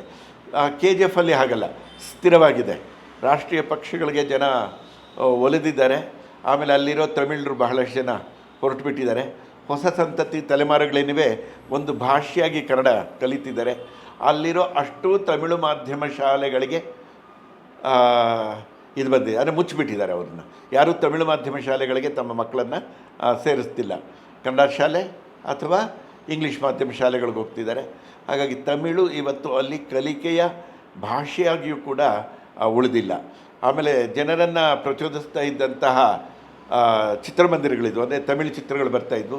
ಇವತ್ತಲ್ಲಿ ಉಳಿದಿರೋದು KGF ಅಲ್ಲಿ ಒಂದೇ ಒಂದು ಚಿತ್ರಮಂದಿರ. ಇಲ್ಲ, ಒಂದು ವಿಚಿತ್ರ ಏನು ಅಂದರೆ, ತಮಿಳು ಸಿನಿಮಾ ರಂಗವನ್ನು ಆಳ್ತಾ ಇರುವಂಥ ರಜನಿಕಾಂತ್ ಕನ್ನಡದವರೇ. ಆ ತಮಿಳರ ಔದಾರ್ಯವನ್ನು ಈ ಹಿನ್ನೆಲೆಯಲ್ಲಿ ನಾವು ಗೌರವಿಸಬೇಕಲ್ಲ ರಾಜ್ಕುಮಾರ್ ಅವರೇ? ಖಂಡಿತ. ಯಾರಿಲ್ಲ ಅಂದರು ರಜನಿಕಾಂತನ್ ಪೊರೆದಿದ್ದಾರೆ, ಜಯಲಲಿತಾನ ಮುಖ್ಯಮಂತ್ರಿ ಮಾಡಿದ್ದಾರೆ. ಅಲ್ಲಿ ಜನರ ನಡುವೆ ಬೆಂಕಿ ಹಚ್ಚುವಂತಹ ನಾಯಕರದೇ ಹೊರತು ಜನರದಲ್ಲ. ನಮ್ಮ ಬಾಂಧವ್ಯವನ್ನು ಸುಧಾರಿಸುವ ಕಡೆ ಈ ನಾಯಕರು ಗಮನ ಹರಿಸಲ್ಲ. ಎತ್ತಿ ಕಟ್ಟುವಂಥದ್ದು, ಒಡಕು ಮೂಡಿಸುವಂಥದ್ದು ಬಿಟ್ಟು ಸಾಮರಸ್ಯದ ತಂತುಗಳನ್ನು, ಸಾಮರಸ್ಯದ ಸೇತುವೆಗಳನ್ನು ಕಟ್ಟುವಂತಹ ಕೆಲಸ ಮಾಡಬೇಕಾಗಿದೆ. ರಾಜಕಾರಣಿಗಳನ್ನು ಮಾಡ್ತಾ ಇಲ್ಲ. ತೊಂದರೆ ತಪ್ಪು ಅವರಲ್ಲಿದೆ. ಎಷ್ಟು ಜನ ನಮ್ಮ ಕನ್ನಡ ನಟರು ಅಲ್ಲಿ ಬದುಕನ್ನು ಕಟ್ಕೊಂಡಿದ್ದಾರೆ, ಎಷ್ಟು ಜನ ಅಲ್ಲಿ ಹೋಗಿ ಬಂದರು. ಅಂತಹ ಬಾಲು ಮಹೇಂದ್ರ ಮಲಯಾಳಿದವರಾದರೂ ಕನ್ನಡದಲ್ಲಿ ಕೋಕಿಲ ಚಿತ್ರ ತೆಗೆದರು. ಆಮೇಲೆ ಕನ್ನಡದ ಇವರು ಮಣಿರತ್ನ ಮೊದಲ ಕನ್ನಡ ಚಿತ್ರ ತೆಗೆದಿದ್ದು ಕನ್ನಡದಲ್ಲಿ ತೆಗೆದು ಇಲ್ಲಿ ಜನ ಪ್ರಬುದ್ಧರು. ಈ ಶೈಲಿಯ ಚಿತ್ರವನ್ನು ಇವರು ಆಧರಿಸ್ತಾರೆ ಅಂತ ನೋಡ್ಕೊಳ್ಳೋದಕ್ಕೆ ಅವರು ಪಲ್ಲವಿ ಅನುಪಲ್ಲವಿ ಚಿತ್ರ ತೆಗೆದರು. ಎಷ್ಟೋ ಜನ ಇಲ್ಲಿ ಬಂದು ಕಲ್ತಿದ್ದಾರೆ. ಪುಟ್ಟಣ್ಣ ಕಣಗಾಲ್ ಅವರನ್ನು ತಮ್ಮ ಗುರುಗಳು ಅಂತ ಇವರು ಭಾರತಿ ರಾಜ ಭಾವಿಸಿರೋದುಂಟು. ಕಮಲಾ ಹಾಸನ್ನು ಅನೇಕ ಕನ್ನಡ ಚಿತ್ರಗಳಲ್ಲಿ ನಡೆಸಿ ಕನ್ನಡದ ಬಗ್ಗೆ ನಿರಂತರವಾದ ಗೌರವವನ್ನು ಅವರು ಪ್ರಕಟಪಡಿಸ್ತಾ ಇದ್ದಾರೆ. ರಾಜಕಾರಣಿ ಆದಮೇಲೆ ಕಾವೇರಿದು ಅದು ಇದು ಹೇಳಿಕೆ ಕೊಟ್ಟಿರ್ಬೋದು, ಆದರೆ ಆಂತರಿಕವಾಗಿ ಅವರು ಕನ್ನಡದ ಪರವಾಗಿದ್ದಾರೆ. ನಮ್ಮ ಅರ್ಜುನ್ ಸರ್ಜಾ ಅಲ್ಲಿ ಹೋಗಿ ನೆಲೆಗೊಂಡಿದ್ದಾರೆ. ಜಗದೀಶ್ ಅವರು ಹೋಗಿ ಬಂದರು. ಅಶೋಕ್ ಅವರು ಒಂದಷ್ಟು ತಮಿಳು ಚಿತ್ರಗಳಲ್ಲಿ ಮಾಡಿದ್ರು. ಹಾಗಾಗಿ ಜನರ ನಡುವೆ ವೈಮನಸ್ಸಿಲ್ಲ. ರಾಜಕಾರಣಿಗಳು ಕಾವೇರಿ ಜಲವಿವಾದ ಅದೇನೋ ಒಂದು ಪರಿಹಾರವನ್ನು ಆಂಶಿಕವಾಗಿ ಕಂಡುಕೊಳ್ತು ಅಂಥೇಳಿ ಕೋಲಾರಕ್ಕೆ ಬಂಗಾರಪೇಟೆಗೆ ನೀರು ಕೊಡ್ತಾ ಇರೋ ಒಂದಷ್ಟು ನೀರು ಎರಗೊಳ್ಳು ಇದಕ್ಕೆ ಅದಕ್ಕೊಂದು ನ್ಯಾಯಮಂಡಳಿ ಮಾಡಿ ಅಂತ ಕೂತಿದ್ದಾರೆ. ಬಹಳ ವಿಷಾದದ ಸಂಗತಿ. ಜಗಳಗಂಟ ರಾಜ್ಯ ಅಂತ ಸುಪ್ರೀಂ ಕೋರ್ಟಿನಲ್ಲಿ ಛೀಮಾರಿ ಹಾಕಿಸ್ಕೊಂಡಿದ್ದು ಕರ್ನಾಟಕ, ಆದರೆ ಅದಕ್ಕೆ ಪ್ರಚೋದನೆಯನ್ನು ನೀಡ್ತಾ ಇರೋದು, ಆ ನಿಟ್ಟಿನಲ್ಲಿ ಸಾಕ್ತಾ ಇರುವಂಥದ್ದು ತಮಿಳುನಾಡು. ಈಗ ಬೆಂಗಳೂರು ಇದೆಯಲ್ಲ, ಇದು ಮೆಟ್ರೋ ಸಿಟಿ ಹೌದು, ಆದರೆ ಭಾಷಿಕವಾಗಿ ಬೆಂಗಳೂರಿನಲ್ಲಿ ಕನ್ನಡ ಅನಾಥ ಪ್ರಜ್ಞೆಯನ್ನು ಎದುರಿಸಲಿಕ್ಕೆ ಇಲ್ಲಿ ಎಲ್ಲ ಭಾಷೆಯ ಜನರಿರೋದು ಕಾರಣನೋ ಅಥವಾ ಇಲ್ಲಿ ಜನರ ಅಭಿಮಾನದ ಕೊರತೆ ಅಂತಿರೋ? ಖಂಡಿತವಾಗಿ ನಮ್ಮ ಜನರಿಗೆ ಅಭಿಮಾನದ ಕೊರತೆ ಇದೆ. ಕೆಲವರಿಗೆ ಅಯ್ಯೋ ಹಾಗೆ ಹೇಳ್ಬಿಟ್ರೆ ತಪ್ಪು ಅಂತ ಅನ್ನಿಸ್ಬೋದು. ಇಲ್ಲ, ಯಾವ ಪ್ರಮಾಣದಲ್ಲಿ ಅಭಿಮಾನ ಇರಬೇಕೋ ಅಷ್ಟು ಇಲ್ಲ. 1000 ವರ್ಷಗಳ ಕಾಲ ಸುದೀರ್ಘವಾಗಿ ನಿರಂತರವಾಗಿ ಸತತವಾಗಿ ನಮ್ಮನ್ನು ಆಳಿ ಮೆರೆದಂತಹ ರಾಜವಂಶಗಳು ಇಲ್ಲಿ ಇದ್ದವು. ಅಂದರೆ ಯಾವ ಇದು ಕೂಡ ಪ್ರಪಂಚದ ಇತಿಹಾಸದ ಯಾವ ಪುಟಗಳನ್ನು ತೆಗೆದರೂ ಕೂಡ ಇಂತಹ ಉಜ್ವಲವಾದ ಚರಿತ್ರೆ ಇರುವಂತಹ ಇನ್ನೊಂದು ನಾಡು ಇರಲಿಲ್ಲ. ಆದರೆ ನಮ್ಮ ಜನಕ್ಕೆ ಆ ಇತಿಹಾಸದ ಪ್ರಜ್ಞೆ ಇಲ್ಲ. ಆ ಇತಿಹಾಸದ ಪ್ರಜ್ಞೆಯನ್ನು ಮೂಡಿಸ್ಬೇಕು ಅಂತ ನಮ್ಮ ಆಲೂರು ವೆಂಕಟರಾಯರು ಹಪಹಪಿಸಿದ್ರು, ಇತಿಹಾಸವನ್ನು ಹೇಳಿ ಅವರಿಗೆ ಅಂತ. ನಮ್ಮ ಇತಿಹಾಸವನ್ನು ವೈಭವೀಕರಿಸದೆ, ಉತ್ಪ್ರೇಕ್ಷಿಸದೆ, ಇದ್ದದ್ದನ್ನು ಇದ್ದ ಹಾಗೆ ಹೇಳಿದ್ರೆ ನಮ್ಮ ಧಮನಿಗಳಲ್ಲಿ ಕನ್ನಡದ ಅಭಿಮಾನ ಮೊಳಗತ್ತೆ. ನಮ್ಮ ನರನಾಡಿಗಳಲ್ಲಿ ಒಂದು ಹೊಸ ಶಕ್ತಿಯ ಸಂಚಯ ಆಗತ್ತೆ, ಆದರೆ ನಮ್ಮ ಜನಕ್ಕೆ ಗೊತ್ತಿಲ್ಲ. ನಮ್ಮ ಸಾಹಿತಿಗಳು ಕೂಡ ಕನ್ನಡದಲ್ಲಿ ಅದಿಲ್ಲ ಇದಿಲ್ಲ ಆಗಿಲ್ಲ ಅಂಥೇಳಿ ಒಂದು ರೀತಿ ಸಂಕಟದ ವಾತಾವರಣವನ್ನು, ಸೂತಕದ ವಾತಾವರಣವನ್ನು ಉಂಟು ಮಾಡ್ತಾರೆ. ಆ ರಾಜ್ಯೋತ್ಸವದ ಸಂದರ್ಭಗಳನ್ನು ಕೂಡ ಆ ಸಂಕಟದ ವೇದಿಕೆಗಳನ್ನು, ಸಂಭ್ರಮದ ವೇದಿಕೆಗಳನ್ನು ಸಂಕಟದ ವೇದಿಕೆಗಳನ್ನಾಗಿ ಮಾಡ್ತಾರೆ, ಸೂತಕದ ವೇದಿಕೆಗಳನ್ನಾಗಿ ಮಾಡ್ತಾರೆ. ಅದು ಸಾಹಿತ್ಯ ಇರ್ಬೋದು, ಭಾಷೆ ಇರ್ಬೋದು, ಜನಪದ ಇರಬಹುದು, ವಾಸ್ತು ಇರಬಹುದು, ಕಲೆ ಇರಬಹುದು. ಯಾವ ವಿಚಾರದಲ್ಲೂ ಕೂಡ ನಾವು ಮೇಲೆ ಇದ್ದೇವೆ, ಮೊದಲ ಸ್ಥಾನದಲ್ಲೇ ಇದ್ದೇವೆ. ಯಾವತ್ತೂ ಕೂಡ ಎರಡನೇವರಾಗಿಲ್ಲ. 60ರ ದಶಕದ ಚಳವಳಿಯಲ್ಲಿ ಹೇಳ್ತಾ ಇದ್ರು, ವಾಟಾಳ್ ಬಗ್ಗೆ ನೀವು ಪ್ರಶ್ನೆ ಮಾಡಿದ್ರಲ್ಲ, ಆ ಸಂದರ್ಭದಲ್ಲಿ ನಾವು ಯಾರಿಗಿಂತ ಕಡಿಮೆ ಇಲ್ಲ ಅಂತ ಹೇಳಿ ಅಂತ. ಇವತ್ತು ನಾನು ಹೇಳ್ತೇನೆ, ನಾವು ಎಲ್ಲರಿಗಿಂತ ಮೇಲೆ ಇದ್ದೇವೆ. ಶ್ರೇಷ್ಠತೆಯ ವ್ಯಸನ ಇಲ್ಲ, ಆದರೆ ನಾವು ಶ್ರೇಷ್ಠರಾಗಿಯೇ ನಾವು ನಡೆದುಕೊಂಡಿದ್ದೇವೆ. ತಮಿಳು ದೇವಸ್ಥಾನಗಳನ್ನು ಎಲ್ಲ ಮೊಘಲರು, ಮುಸ್ಲಿಮರು ಹಿಡಿದಿಟ್ಕೊಂಡು ಅಲ್ಲಿ ದೀಪ ಬೆಳಗುವ ಕೆಲಸ ಕೂಡ ಆಗ್ತಿರಲಿಲ್ಲ. ನಮ್ಮ ರಾಜ ಮಹಾರಾಜರು ಹೋಗಿ 3ನೇಯ ವೀರಬಲ್ಲಾಳ ಅವರನ್ನೆಲ್ಲ ಬಂಧಮುಕ್ತ ಮಾಡಿ ಅವನ್ನೆಲ್ಲ ಸೋಲಿಸಿ ಅಲ್ಲಿ ಮತ್ತೆ ಕನ್ನಡದ ಅಲ್ಲ ಧರ್ಮದ ವಾತಾವರಣ, ಹಿಂದೂ ಧರ್ಮದ ವಾತಾವರಣವನ್ನು ಮತ್ತೆ ಮರುಸ್ಥಾಪಿಸಿದ ಇದನ್ನು ನಾವು ಕೇಳಬಹುದು. ಇಲ್ಲೇ ಒಂದೇ ಕಡೆ ಗಂಗರು, ಕದಂಬರು, ಚಾಲುಕ್ಯರು, ರಾಷ್ಟ್ರಕೂಟರು, ಹೊಯ್ಸಳರು, ವಿಜಯನಗರದ ಅರಸರು, ಮೈಸೂರಿನ ಅರಸರು ಮತ್ತು ಅನೇಕ ಸಂಸ್ಥಾನಗಳು ಉಜ್ವಲವಾಗಿ ಬೆಳೆದಿರುವಂಥದ್ದು. ವಿದೇಶಿ ಪ್ರವಾಸಿಗರು ಕೂಡ ಈ ನೆಲವನ್ನು ಇನ್ನಿಲ್ಲದಷ್ಟು ಹೊಗಳಿದ್ದಾರೆ. ವಿಶ್ವ ಪರಂಪರೆಯ ಪಟ್ಟಿಯಲ್ಲಿ ನಮ್ಮ ಹಂಪೆ ಇದೆ, ಅದರ ಸುತ್ತಮುತ್ತಲ ಪ್ರದೇಶಗಳಿವೆ. ಇತ್ತೀಚೆಗೆ ಹೋದ ವರ್ಷ ಬೇಲೂರು, ಹಳೇಬೀಡು, ಶ್ರವಣಬೆಳಗೊಳ ಸೇರಿಕೊಂಡಿದೆ. ಬಾದಾಮಿಯ ಇದು ವಿಜಾಪುರ ಜಿಲ್ಲೆಯ, ಬಾಗಲಕೋಟೆ ಜಿಲ್ಲೆಯ ಇದು ಪಟ್ಟದಕಲ್ಲು ಸೇರಿಕೊಂಡಿದೆ. ಇನ್ನು 1-2 ವರ್ಷಗಳಲ್ಲಿ ಶ್ರವಣಬೆಳಗೊಳ ಕೂಡ ಆ ಪಟ್ಟಿಗೆ ಸೇರುವ ಸಾಧ್ಯತೆಗಳು ನಿಚ್ಚಳವಾಗಿವೆ. ಅಂದರೆ ಇಷ್ಟು ಇರೋದ್ರ ಜೊತೆಗೆ ವಿಶ್ವ ಪಾರಂಪರಿಕ ಸ್ಥಳಗಳಲ್ಲಿ ಕರ್ನಾಟಕ ಇರೋದ್ರ ಜೊತೆಗೆ 40ಕ್ಕೂ ಹೆಚ್ಚು ನಮ್ಮ ಉತ್ಪನ್ನಗಳಿಗೆ GI ಟ್ಯಾಗ್ ಅಂತ ಸಿಕ್ಕಿದೆ. ಅಂದರೆ ಜಿಯೋಗ್ರಫಿಕಲ್ ಇಂಡೆಕ್ಸ್, ಭೌಗೋಳಿಕ ಸೂಚ್ಯಂಕ ಒಂದು ಟ್ಯಾಗ್ ಸಿಕ್ಕಿದೆ. ಈ ನೆಲದ ವೈಶಿಷ್ಟ್ಯ ಅದು. ನಮ್ಮ ಮೈಸೂರು ಮಲ್ಲಿಗೆ, ನಮ್ಮ ಮೈಸೂರಿನ ವೀಳ್ಯದೆಲೆ, ಮೈಸೂರಿನ ಬದನೆಕಾಯಿ, ಬೆಂಗಳೂರಿನ ಗುಲಾಬಿ ಈರುಳ್ಳಿ, ಬಳ್ಳಾರಿಯ ಜೀನ್ಸು, ಹೀಗೆ ಈ ಎಲ್ಲ ಪ್ರದೇಶಗಳು ಕೂಡ ಈ ನಾಡಿನ ಅಸ್ಮಿತೆ. ಕರ್ನಾಟಕದಲ್ಲಿ ಕಾಗೆ ಬಂಗಾರದಿಂದ ಹಿಡಿದು ಬಂಗಾರದವರೆಗೆ ಸಿಗುತ್ತೆ. ನಮಗೆ ಗೊತ್ತಿರುವಂಥದ್ದು, ಜಗತ್ತಿಗೆ ಗೊತ್ತಿರುವಂಥದ್ದು ಬಂಗಾರ ಅಂತ. ಕಾಗೆ ಬಂಗಾರ ಸಿಗುತ್ತೆ, ಸ್ವಲ್ಪ ಬೆಳ್ಳಿ ಸಿಗುತ್ತೆ. ಜಗತ್ತಿನಲ್ಲಿ ಉತ್ಕೃಷ್ಟವಾದಂತಹ ತಾಮ್ರ ಸಿಗ್ತಾ ಇದ್ದದ್ದು ಚಿತ್ರದುರ್ಗದ ಇಂಗಳದಾಳು ಪ್ರದೇಶದಲ್ಲಿ. ಹಾಗೆಯೇ ಅತ್ಯುತ್ಕೃಷ್ಟವಾದಂತಹ ಮ್ಯಾಂಗನೀಸ್ ಸಿಗೋದು ಸಂಡೂರಲ್ಲಿ, ಅಲ್ಲಿ. ಹೀಗೆ ಅನೇಕ ವಿಚಾರಗಳನ್ನು ನಾವು ಹೇಳ್ಬೋದು. ಸುಣ್ಣದ ಕಲ್ಲು ಕೂಡ ಈ ನಾಡಿನಲ್ಲಿ ಸಿಗತ್ತೆ. ನಿಮ್ಮ ಗದಗದ ಕಪ್ಪತಗುಡ್ಡ ಪ್ರದೇಶದಲ್ಲಿ ಒಂದಲ್ಲ ಎರಡಲ್ಲ 60 ಪ್ರದೇಶಗಳಲ್ಲಿ ಅಲ್ಲಿ ಚಿನ್ನದ ನಿಕ್ಷೇಪ ಸಿಗತ್ತೆ. ಮೊದಲು ನಮ್ಮ ಡಾಕ್ಟರ್ BP ರಾಧಾಕೃಷ್ಣ ಅನ್ನುವ ಭೂಗರ್ಭ ವಿಜ್ಞಾನಿ ಅದನ್ನು ಹೇಳಿದಾಗ ನಮ್ಮ ಸರ್ಕಾರಗಳು ನಂಬಲಿಲ್ಲ. ಆಮೇಲೆ ಆಸ್ಟ್ರೇಲಿಯಾದ ಭೂವಿಜ್ಞಾನಿಗಳು ಹೇಳಿದಾಗ ಹೌದು ಸಿಗತ್ತೆ ಅಂತ ಹೊರಟಿದ್ದಾರೆ. ಕನ್ನಡ ನಾಡು, ಚಿನ್ನದ ನಾಡು ಅನ್ನುವಂಥದ್ದು. ವನಸ್ಪತಿಗಳು ಕೂಡ ಹಾಗೆ, ಕಪ್ಪತಗುಡ್ಡದ ವನಸ್ಪತಿಗಳನ್ನು ನಾವು ಅದರಲ್ಲಿ ಅಭಿಮಾನದಿಂದ ಸೇರಿಸ್ಕೊಳ್ಬೋದು. ಎಷ್ಟೆಲ್ಲ ಇಲ್ಲಿ ವನ್ಯ ಸಂಪತ್ತು, ವನ ಸಂಪತ್ತು ಕೂಡ ಇದೆ, ಅರಣ್ಯ ಸಂಪತ್ತು ಇದೆ, ಜಲ ಸಂಪತ್ತು ಇದೆ. ಆದರೆ ಅದನ್ನು ಸರಿಯಾಗಿ ಬಳಸ್ಕೊಳ್ಳೋಕ್ಕೆ ನಮ್ಮ ಆಡಳಿತ ಸೂತ್ರಗಳನ್ನು ಹಿಡ್ಕೊಂಡಿರುವಂಥವರು ಕೆಲಸ ಮಾಡ್ತಾ ಇಲ್ಲ. ಆ ನಿಟ್ಟಿನಲ್ಲಿ ಕರ್ನಾಟಕದ ಬಗ್ಗೆ ಹೇಳೋದಾದರೆ, ಎದೆ ಯುಬ್ಬಿಸುವಂತಹ, ಇಡೀ ಭಾರತದಲ್ಲಿ ತಲೆ ತಗ್ಗಿಸದೆ ತಲೆ ಎತ್ತರಿಸಿ ಅಭಿಮಾನವನ್ನು ಪ್ರಕಟಪಡಿಸುವಂತಹ ಸಾಧ್ಯತೆ ರಾಜ್ಕುಮಾರ್ ಅವರು, ನೀವು ಕನ್ನಡದ ಸಾಧ್ಯತೆಗಳನ್ನೆಲ್ಲ ಹೇಳಿದ್ರಿ, ಕನ್ನಡದ ಬಗ್ಗೆ ಅಭಿಮಾನವನ್ನು ಹೇಳಿದ್ರಿ. ವೈಯಕ್ತಿಕವಾಗಿ ನಾನು ನಿಮಗೆ ರಾಜ್ಕುಮಾರ್ ಅವರೇ ಹೇಗಿದ್ದೀರಿ ಅಂತ ಕೇಳಿದಾಗ ಅನಾರೋಗ್ಯದ ಸರಮಾಲೆಯನ್ನೇ ಬಿಚ್ಚಿಟ್ರಿ. ಯಾಕೆ ಹಿಂಗಾಯಿತು? ಸರಿಯಾದ ತಮಗೆ ಆರೋಗ್ಯಕ್ಕೆ ಬೇಕಾಗಿರುವಂಥ ಸೌಲಭ್ಯಗಳು ಸಿಗದೇ ಇರೋದಕ್ಕೆ ಕನ್ನಡದ ಭರಾಟೆಯಲ್ಲಿ ನೀವು ನಿಮ್ಮ ಆದರ್ಶವನ್ನು ಇಟ್ಕೊಂಡು ದೇಹವನ್ನು ಕಳ್ಕೊಂಡ್ರೆ ಹೇಗೋ? ಇಲ್ಲ, ಆದರ್ಶವನ್ನು ಇಟ್ಕೊಂಡು ದೇಹಕ್ಕೆ ಆರೋಗ್ಯ ಕಳ್ಕೊಳ್ಳಿಲ್ಲ.